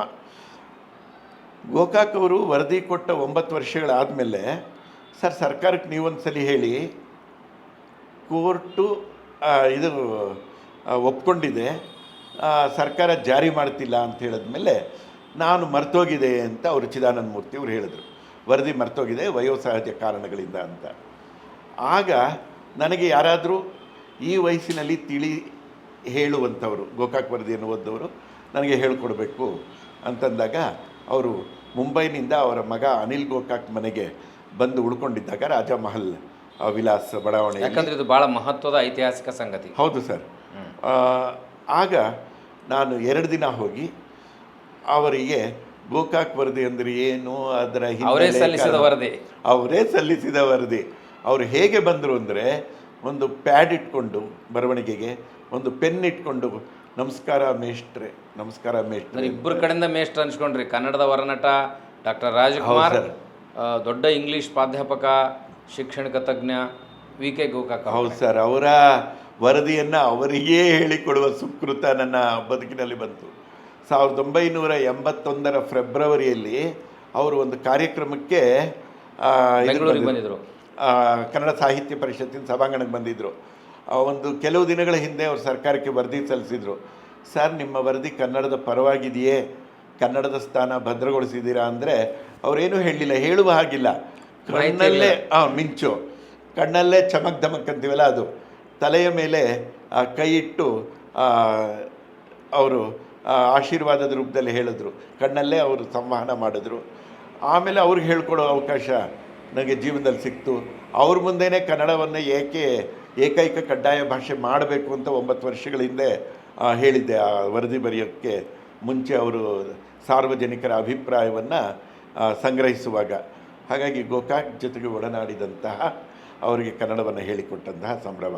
ಹಾಗೆಯೇ ಗೋಕಾಕ್ ವರದಿಯ ಅಂತಿಮ ವಾದ ವಿವಾದ ನಡೆದಾಗ ಕೋರ್ಟಲ್ಲಿ, ರಾಜ್ಯ ಉಚ್ಚ ನ್ಯಾಯಾಲಯದಲ್ಲಿ ಪೂರ್ಣಪೀಠದ ಮುಂದೆ ನಡೆದಾಗ ನಮ್ಮ ಸಂತೋಷ್ ಹೆಗಡೆಯವರು ಆಗ ಅಡ್ವೊಕೇಟ್ ಜನರಲ್ ಅಂದರೆ ಮಹಾವಕೀಲರಾಗಿದ್ದರು. ಸರ್ಕಾರದ ಪರ ಅವರು ವಾದ ಮಂಡಿಸಬೇಕಾಗಿತ್ತು. ಅವರು ಯಾವ ಸಿದ್ಧತೆಯನ್ನು ಮಾಡಿಕೊಂಡಿರಲಿಲ್ಲ. ಹಾಗಾಗಿ ನನ್ನ ನೆರವನ್ನು ಅವರಿಗೆ ಸಾಹಿತಿಗಳ ಕಲಾವಿದರ ಬಳಗದ ಮೂಲಕ ಒದಗಿಸಲಾಯಿತು. ತುಂಬಿದ ನ್ಯಾಯಾಲಯದ ಕೊಠಡಿಯಲ್ಲಿ ಕುಳಿತು ನ್ಯಾಯಪೀಠ ಕೇಳಿದ ರಾಮಜೋಯಿಸ್ ಅವರ ಕೇಳಿದ ಪ್ರಶ್ನೆಗಳಿಗೆ ನಾನು ಶೀಘ್ರವಾಗಿ ಉತ್ತರ ಬರ್ಕೊಡ್ತಾ ಇದ್ದೆ, ಅವರು ಓದ್ತಾ ಇದ್ದರು. ಅದೊಂದು ವಿಚಿತ್ರ ಅನುಭವ ನಿಮಗೆ. ಅದು ಒಂದು ವಿಚಿತ್ರ, ಒಂದು ಖೇದಕರ, ವಿಷಾದಕರ. ಈ ಥರ ಅವರೇ ವಾದ ಮಾಡಬೇಕಾಗಿತ್ತು. ಆದರೂ ಕೂಡ ನನ್ನ ನೆರವು ತಗೊಳ್ಳೋ ದೊಡ್ಡ ಮನಸ್ಸು ಮಾಡಿದ್ರಲ್ಲ. ಹಾಗಾಗಿ ಎಲ್ಲ ಅನೇಕ ಸ್ಮರಣೀಯ ಸಂಗತಿಗಳಿವೆ. ತೃಪ್ತಿಯನ್ನು ಕೊಟ್ಟಿರುವಂಥದ್ದು, ಮುಖದಲ್ಲಿ ನಗೆಯನ್ನು ಅರಳಿಸಿರುವಂತಹ ಸಂಗತಿಗಳಿವೆ. ಯಾತನೆ ಕೊಟ್ಟಿರೋದಿದೆ, ನೋವು ಕೊಟ್ಟಿರೋದಿದೆ, ಸಂಕಟ ಕೊಟ್ಟಿರೋದಿದೆ. ಅದನ್ನು ಮುಂದೆ ಮಾಡಿದರೆ ಕೆಲಸ ಮಾಡೋಕ್ಕಾಗಲ್ಲ. ಅದನ್ನು ಮರೆತು, ಅದನ್ನು ಬಿಟ್ಟು ಮುಂದೆ ಸಾಗುವಂಥದ್ದು ನನ್ನ ಜಾಯಮಾನ. ಸಕಾರಾತ್ಮಕ ಮನೋಭಾವವನ್ನು ನಾನು ಬೆಳೆಸ್ಕೊಂಡಿರೋದ್ರಿಂದ ಇದು ಸಾಧ್ಯ ಆಗತ್ತೆ. ನನ್ನ ಕೆಲಸದ ಬಗ್ಗೆ ನನಗೆ ತೃಪ್ತಿ ಇದೆ. ಆದರೆ ಕನ್ನಡ ಮಾಧ್ಯಮ ಶಾಲೆಗಳಿಗೆ ಸರ್ಕಾರ ಆದ್ಯತೆಯನ್ನು ಕೊಡಬೇಕು. ಇಂಗ್ಲೀಷ್ ಮಾಧ್ಯಮದ ತರಗತಿಗಳನ್ನು ಅಲ್ಲಿ ಆರಂಭ ಮಾಡಲಿಕ್ಕೆ. ಭಾಷಾ ಕಲಿಕೆ ಮುಖ್ಯ ಅಂತಿರೋ, ಮಾಧ್ಯಮ ಮುಖ್ಯ ಅಂತಿರೋ ನೀವು? ಪ್ರಾಥಮಿಕ ಹಂತದಲ್ಲಿ ಮಾಧ್ಯಮ ಆಗಬೇಕು. ಮಾಧ್ಯಮಿಕ ಶಾಲೆಗಳ ಹಂತದವರೆಗೆ, ನಾನು ಪ್ರೌಢಶಾಲೆ ಅಂತಲೂ ಹೇಳೋದಿಲ್ಲ, ತುಂಬ ಧಾರಾಳವಾಗಿ ಉದಾರವಾಗಿ ಹೇಳ್ತೇನೆ. 1ರಿಂದ 8ನೇ ತರಗತಿಯವರೆಗೆ ಪ್ರಾಥಮಿಕ ಶಿಕ್ಷಣ ಅಂದರೆ ಇಡೀ ದೇಶದಲ್ಲಿ 1ರಿಂದ 8ನೇ ತರಗತಿ ಅಂತಾರೆ. ಇಲ್ಲಿ ನಾವು ಮೊದಲು 7 ಅಂತ ಸ್ವೀಕರಿಸಿದ್ವಿ, ಈಗ 8 ಅಂತ ಬದಲಾಯಿಸಿದ್ವಿ. ಇಲ್ಲಿಯವರೆಗೆ ಅಲ್ಲಿ ಕನ್ನಡವನ್ನು ಮಾತೃಭಾಷೆಯಾಗಿ, ಪರಿಸರದ ಭಾಷೆಯನ್ನು ಮಾತೃಭಾಷೆಯನ್ನು ಮಾಡಬೇಕು. ಆಮೇಲೆ ಕನ್ನಡವನ್ನು ಒಂದು ಭಾಷೆಯಾಗಿ ಕಲಿಸ್ಬೋದು. ಆದರೆ ಉರ್ದು ಮಾತೃಭಾಷಿಕರು ಬೇಕಾದರೆ ಅವರು ಉರ್ದು ಮಾಧ್ಯಮದಲ್ಲಿ ಕಲಿತು ಒಂದು ಭಾಷೆಯಾಗಿ ಕನ್ನಡ ಕಲೀಲಿ. ಯಾಕೆಂದರೆ ಅವ್ರಿಗೆ ಪರಿಸರದ ಭಾಷೆಯಾಗಿರುತ್ತೆ. ಪರಿಸರದ ಭಾಷೆಯೇ ಅಲ್ಲದ ಇಂಗ್ಲೀಷನ್ನು ಮಾಧ್ಯಮ ಮಾಡಿ ಅದನ್ನು ಒಂದು ದಂಧೆಯಾಗಿ ಮಾಡ್ಕೊಳ್ಳೋರಿಗೆ ನಡೆಮಡಿ ಹಾಸಬಾರ್ದು, ಅದಕ್ಕೆ ಅವಕಾಶ ಕೊಡಬಾರ್ದು. ಅವರನ್ನು ಒಂದು ಈ ನೆಲದಲ್ಲೇ ದ್ವೀಪಗಳನ್ನಾಗಿ ನಡುಗಡ್ಡೆಗಳನ್ನಾಗಿ ಮಾಡಬಾರ್ದು. ಪ್ರಧಾನ ದಾರಿಯಲ್ಲಿ ಎಲ್ಲರೂ ಸೇರಿಕೊಳ್ಳುವಂಥ ಪ್ರಯತ್ನವನ್ನು ಸರ್ಕಾರ ಮಾಡಬೇಕು. ಜಾಗತೀಕರಣದ ಸಂದರ್ಭದಲ್ಲಿ ನಮ್ಮ ಮಕ್ಕಳು ಬೇರೆ ಬೇರೆ ದೇಶದಲ್ಲಿ ಕೆಲಸ ಮಾಡುವಂಥ ಅಗತ್ಯ ಇರೋದ್ರಿಂದ ಇಂಗ್ಲೀಷ್ ಭಾಷೆ ಮಹತ್ವ ಅನ್ನುವಂಥ ಹುಸಿ ಕಲ್ಪನೆ ರಾಜಕಾರಣಿಗಳಲ್ಲಿ ಬಂದಿದೆಯಲ್ಲ, ಅದನ್ನು ಹೇಗೆ ನೀವು? ರಾಜಕಾರಣಿಗಳಿಗೆ ಈ ಹುಸಿ ಕಲ್ಪನೆ ಬಂದಿರುವಂಥದ್ದು ಅವರು ನಡೆಸ್ತಾ ಇರುವ ಅಥವಾ ಅವರ ಶ್ರೀಮತಿಯವರು ನೆಂಟರಿಷ್ಟರ ಹೆಸರಲ್ಲಿ ಇವರು ಬೇನಾಮಿ ಇಂಗ್ಲೀಷ್ ಶಾಲೆಗಳನ್ನು ನಡೆಸ್ತಾ ಇದ್ದಾರೆ. ಅದನ್ನು ಉಳಿಸಿಕೊಳ್ಳುವ ಸಲುವಾಗಿ ಸ್ವಾರ್ಥ ಇದೆ ಅಂತೀರಿ. ನಾವು ಯಾವತ್ತೂ ಕೂಡ ಇಂಗ್ಲೀಷನ್ನು ಕಲಿಬಾರ್ದು ಅಂತ ಹೇಳಿಲ್ಲ. ಇಂಗ್ಲೀಷನ್ನು ಕಲಿಬೇಕು, ಒಂದು ಭಾಷೆಯಾಗಿ ಚೆನ್ನಾಗಿ ಕಲಿಬೇಕು, ಅದನ್ನು ಒಂದು ಅಭಿವ್ಯಕ್ತಿಯ ಮಾಧ್ಯಮವಾಗಿ ಸಂವಹನ ಸಾಧ್ಯವಾಗಿ ಇರುವಂತೆ ಅದನ್ನು ಕಲಿಬೇಕು. ಅಂತಹ ಇಂಗ್ಲೀಷನ್ನು ಬೋಧಿಸಬೇಕು. ಇವರು ಕನ್ನಡ ಮಾಧ್ಯಮ ಶಾಲೆಗಳನ್ನು ಇಂಗ್ಲೀಷ್ ಮಾಧ್ಯಮ ಶಾಲೆಗಳಾಗಿ ಮಾಡಿಬಿಟ್ವೆ ಅಂದರೆ ಒಂದು ಪದ ಒಂದು ವಾಕ್ಯ ಹೇಳುವ ಸಾಮರ್ಥ್ಯವಿಲ್ಲದ ನಮ್ಮ ಸರ್ಕಾರಿ ಶಾಲೆಯ ಶಿಕ್ಷಕರೇ ಇಂಗ್ಲೀಷನ್ನು ಕಲಿಸೋಕ್ಕೆ ಹೋಗಿ ಮಕ್ಕಳ ಕಡೆ ಕನ್ನಡವನ್ನು ಕಲಿತಿಲ್ಲ, ಇಂಗ್ಲೀಷನ್ನು ಕಲಿತಿಲ್ಲ. ಏನಾಗಿದೆ ಇದನ್ನು ಪ್ರವೇಶ ಮಾಡಿದ್ಮೇಲೆ ಅಂತ ಒಂದು ಉನ್ನತ ಮಟ್ಟದ ತಜ್ಞರ ಸಮಿತಿ, ಭಾಷಾ ವಿಜ್ಞಾನಿಗಳು, ಶಿಕ್ಷಣ ತಜ್ಞರು, ಸಾಹಿತಿಗಳು, ಹೀಗೆ ಎಲ್ಲ ವಲಯದ ಜನರನ್ನು ಇಟ್ಕೊಂಡು ಒಂದು ಉನ್ನತ ಮಟ್ಟದ ಸಮಿತಿಯನ್ನು ರಚಿಸಿ ಆ ಅಧ್ಯಯನವನ್ನು ಮಾಡಿಸಿ ಒಂದು ವರದಿಯನ್ನು ಸರ್ಕಾರ ತಗೋಬೇಕು. ಆ ವರದಿ ಕೊಡೋದಕ್ಕೆ ಅದು ಕಾಲಬದ್ಧವಾಗಿರಬೇಕು, ಟೈಮ್ ಬೌಂಡ್ ಆಗಿರಬೇಕು.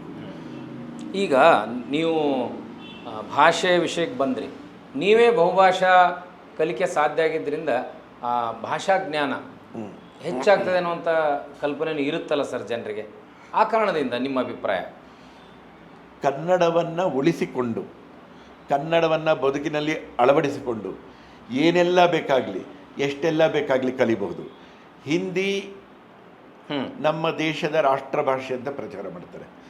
ಈ ದೇಶಕ್ಕೆ ರಾಷ್ಟ್ರಭಾಷೆ ಅನ್ನೋದಿಲ್ಲ. ಇಲ್ಲ. ಭಾರತದ ಸಂವಿಧಾನದ ಯಾವ ಪುಟದಲ್ಲೂ, ಯಾವ ಅನುಚ್ಛೇದದಲ್ಲೂ, ಅನುಚ್ಛೇದ ಆರ್ಟಿಕಲ್ಲು, ಯಾವ ಪುಟದಲ್ಲೂ ಯಾವ ಅನುಚ್ಛೇದದಲ್ಲೂ ಹಿಂದಿಯನ್ನು ರಾಷ್ಟ್ರಭಾಷೆ ಅಂತ ಹೇಳಿಲ್ಲ. ಹಿಂದಿಯನ್ನು ರಾಷ್ಟ್ರಭಾಷೆ ಅಂತ ಹೇಳುವಂಥದ್ದು ಏನು ಸಂವಿಧಾನಕ್ಕೆ ಬಗೆಯುವ ಅಪಚಾರ. ಬಾಬಾ ಸಾಹೇಬ್ ಅಂಬೇಡ್ಕರ್ ಅಂತ ಹೇಳಿ ಫೋಟೋ ಇಟ್ಬಿಟ್ಟು ಪೂಜೆ ಮಾಡೋ ಜನ ಇದ್ದೀವಲ್ಲ ನಾವು, ಆ ಬಾಬಾ ಸಾಹೇಬ್ ಅಂಬೇಡ್ಕರ್ಗೆ ಬಗೆಯುವಂತಹ ದ್ರೋಹ. ಸಂವಿಧಾನದಲ್ಲಿ ಇರುವುದನ್ನು ಮಾತ್ರ ಹೇಳಬೇಕು, ಇಲ್ಲದೆ ಇರೋದನ್ನು ಇದೆ ಅಂತ ಹೇಳಿ ತಪ್ಪು ದಾರಿಗೆ ಜನರನ್ನು. ಅದರಿಂದ ಏನು ಪ್ರಯೋಜನ ಇದೆ ಸರ್? ಉತ್ತರ ಭಾರತದವ್ರಿಗೆ ಏನು ಪ್ರಯೋಜನ ಇದೆ ಹಿಂದಿಯನ್ನು ರಾಷ್ಟ್ರಭಾಷೆ ಅಂತ ವೈಭವೀಕರಿಸಿ ನಮ್ಮನ್ನು ತಪ್ಪು ದಾರಿಗೆ ಕರ್ಕೊಂಡು ಹೋದರೆ? ಹೌದು, ಈಗ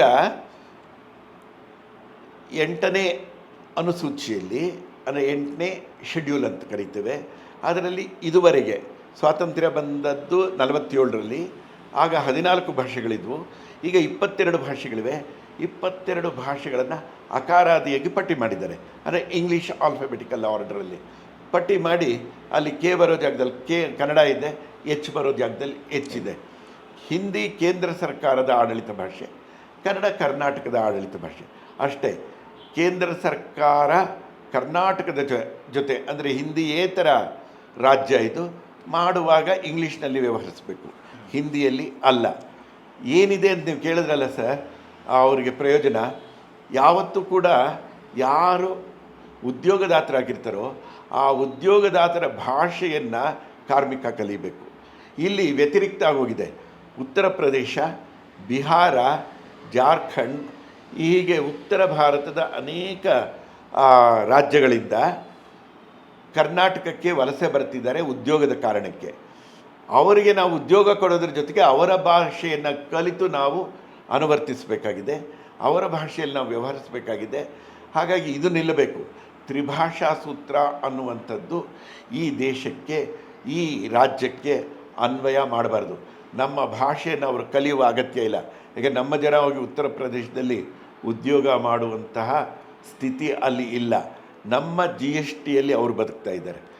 ನಮ್ಮ ತೆರಿಗೆ ನಮ್ಮ ಹಕ್ಕು ಅಂತ ನಮ್ಮ ಸರ್ಕಾರ ಏನು ಹೇಳ್ತಿದೆ ಅದನ್ನು ನಾನು ಬೆಂಬಲಿಸ್ತೇನೆ. ನಮ್ಮ ತೆರಿಗೆಯ ಹಣವನ್ನು ವಂಚಿತರನ್ನಾಗಿ ನಮ್ಮನ್ನು ಮಾಡಿ ಅದನ್ನು ವರ್ಷ ಇಳಿಸಿ ಬಜೆಟಲ್ಲಿ ಕೇಂದ್ರದ ಆಯವ್ಯಯದಲ್ಲಿ ಘೋಷಿತವಾಗಿರುವಂತಹ ಹಣವನ್ನು ಕೂಡ ನಮಗೆ ಬಿಡುಗಡೆ ಮಾಡ್ತಾ ಇಲ್ಲ. ಅದು ಮಾಡದೇ ಇದ್ದರೆ ಏಕ್ ಭಾರತ್ ಶ್ರೇಷ್ಠ ಭಾರತ್ ಆಗೋದಿಲ್ಲ, ವಿಘಟನೆ ಅನ್ನುವಂಥದ್ದು ಆಗತ್ತೆ.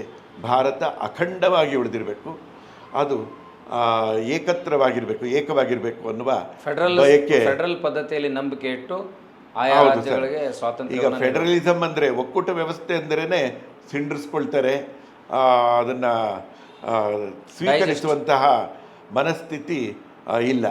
ಹಾಗಾಗಿ ಬಹುಭಾಷಾ ದೇಶ ಇದು, ಬಹು ಸಂಸ್ಕೃತಿಗಳ ನಾಡು ಇದು. ಸಂಸ್ಕೃತಿಗಳ ಜೊತೆಗೆ ಉಪಸಂಸ್ಕೃತಿಗಳು ಇವೆ. ಅವೆಲ್ಲವನ್ನು ಪೋಷಿಸಿಕೊಂಡು ಹೊರಟಾಗ ಮಾತ್ರ ದೇಶ ಸುಂದರವಾಗತ್ತೆ. ಇಲ್ಲದೇ ಇದ್ದರೆ ಎಲ್ಲವನ್ನ ನಾವು ಸುಖಗಳನ್ನೆಲ್ಲ ತೆಗೆದುಬಿಡ್ತೇವೆ, ಇಸ್ತ್ರಿ ಮಾಡ್ತೇವೆ ಅಂದರೆ ದೇಶದ ಅಖಂಡತೆ ಉಳಿಯೋದಿಲ್ಲ. ಭಾವೈಕ್ಯ ಅನ್ನೋದು ಇಲ್ಲಿ ಕನಸಾಗತ್ತೆ. ಐಕ್ಯ ಒಂದೇ ಮಂತ್ರ ಅಂತ ನಮ್ಮ ಕೈಯಾರ ಕಿಣ್ಣಣ್ಣರೆಯವರೇನು ಹೇಳಿದ್ದಾರೆ ಅದು ಜಾರಿಯಾಗಬೇಕು. ಐಕ್ಯ ಅನ್ನುವಂಥದ್ದು ನಮ್ಮ ನರನಾಡಿಗಳಲ್ಲಿ ಉಂಟಾಗಬೇಕು. ಅದು ಯಾವಾಗತ್ತೆ ಅಂದರೆ ಎಲ್ಲರೂ ಕೂಡ ಸಮಾನವಾಗಿ ಬಾಳಬೇಕು. ನಾವೇನು ಹಿಂದೆ ಕೊಡ್ತಿರ್ಲಿಲ್ವಾ ಬಿಮಾರ್ ರಾಜ್ಯಗಳಿಗೆ, ಬಿಹಾರ, ರಾಜಸ್ಥಾನ, ಮಧ್ಯಪ್ರದೇಶ ಹಿಂದೆನೂ ಕೊಡ್ತಾ ಇದ್ವಿ. ಆದರೆ ಇತ್ತೀಚೆಗೆ ಬರ್ತಾ ಬರ್ತಾ ಬರ್ತಾ ಕರ್ನಾಟಕವನ್ನು ಸುಲಿಯುವ ಹಾಗಾಗ್ತಿದೆ. ಸುಪ್ರೀಂ ಕೋರ್ಟ್ ಮಧ್ಯಪ್ರವೇಶ ಮಾಡಿ ಛೀಮಾರಿ ಹಾಕಿದ ಮೇಲೆ 3,500 ಕೋಟಿ ರೂಪಾಯಿಯನ್ನು 6 ತಿಂಗಳ ಹಿಂದೆ ಮೇ ಜೂನ್ನಲ್ಲಿ ಕೇಂದ್ರ ಸರ್ಕಾರ ಬಿಡುಗಡೆ ಮಾಡುತ್ತೆ. ಆ ಭ್ರಮೆಗಳಲ್ಲಿ ನಾವು ಬದುಕಬಾರ್ದು. ವಾಸ್ತವ ಭಾಷೆಗೂ ಮತ್ತು ಬದುಕಿಗೂ ಅವಿನಾಭಾವವಾದ ಸಂಬಂಧ ಇದೆ. ಭಾಷೆ ಅಂತಂದರೆ ನಮ್ಮ ಸಂಸ್ಕೃತಿಯ ವಾಹಕ ಶಕ್ತಿ, ಚಾಲಕ ಶಕ್ತಿ. ಆ ಭಾಷೆ ನಮ್ಮನ್ನು ಪೊರೆಯುತ್ತೆ, ಪೋಷಿಸುತ್ತೆ. ಸಂಸ್ಕೃತಿ ಅಂದರೆ ಸಮ್ಯಕ್ ಶಕ್ತಿ. ಸೊ ಭಾಷೆ ಅದರ ಚಾಲಕ ಶಕ್ತಿನ ಡ್ರೈವಿಂಗ್ ಫೋರ್ಸ್ ಅಂತ ನಾವು ಹೇಳ್ತೇವೆ. ಹಾಗಾಗಿ ನುಡಿ ಅನ್ನುವಂಥದ್ದು ನಮ್ಮ ಸಂಸ್ಕೃತಿಯ ಒಂದು ಅಚ್ಚಳಿಯದ ಭಾಗ. ಸರ್, ತಾವು ತುಂಬ ಸುದೀರ್ಘವಾಗಿ ಪ್ರಶಸ್ತಿ ಒಂದು ನೆಪವಾಗಿದ್ದುಕೊಂಡು ಬಹಳ ಕನ್ನಡ ಕಟ್ಟಿದ ಕೆಲಸ, ಕನ್ನಡ ಉಳಿಯಬೇಕಾದ ಹಾದಿಯ ಕುರಿತು ಮಾತನಾಡಿದಿರಿ. ಅನಾರೋಗ್ಯವನ್ನು ತುಂಬ ಕ್ರೀಡಾತ್ಮಕವಾಗಿ ತೆಗೆದುಕೊಂಡ ನಿಮ್ಮ ಮನಸ್ಥಿತಿಗೆ, ನಿಮ್ಮ ಉದಾರ ಮನಸ್ಸಿಗೆ ಅಭಿನಂದಿಸಿ ಇಂಥ ಮಾತುಗಳಿಗೆ ಸಾಕ್ಷಿಯಾದ ನಿಮ್ಮನ್ನು ವಚನ ಟಿವಿ, ವಚನವಾಹಿನಿಯ ಸಮೂಹದ ಪರವಾಗಿ ಕೃತಜ್ಞತೆಗಳನ್ನು ಸಲ್ಲಿಸ್ತೇನೆ. ನಮಸ್ಕಾರ. ಶರಣಾರ್ಥಿ. ನಮಸ್ಕಾರ. ನೀವು ಕೂಡ ವಚನ ಟಿವಿಗೆ ನನ್ನನ್ನು ಸಂದರ್ಶಿಸಬೇಕು ಅಂತ ಗದಗಿಂದ ಬಂದು ಬೆಂಗಳೂರಲ್ಲೇ ಈ ಸಂದರ್ಶನವನ್ನು ನೀವು ನಡೆಸಿದ್ದೀರಿ. ನನಗೆ ಬೇಕಾದಂತಹ ವಾಹನ ವ್ಯವಸ್ಥೆಯನ್ನು ನೀವು ಮಾಡಿದಿರಿ. ನಿಮ್ಮ ಈ ಔದಾರ್ಯಕ್ಕೆ ನಾನು ಋಣಿಯಾಗಿದ್ದೇನೆ, ಆಭಾರಿಯಾಗಿದ್ದೇನೆ. ನಿಮ್ಮೆಲ್ಲರಿಗೂ ಕೂಡ ನಾನು ವಂದಿಸ್ತೇನೆ. ವಚನ ಟಿವಿಯ ಜೊತೆಗೆ ನಾನು ಇರ್ತೇನೆ.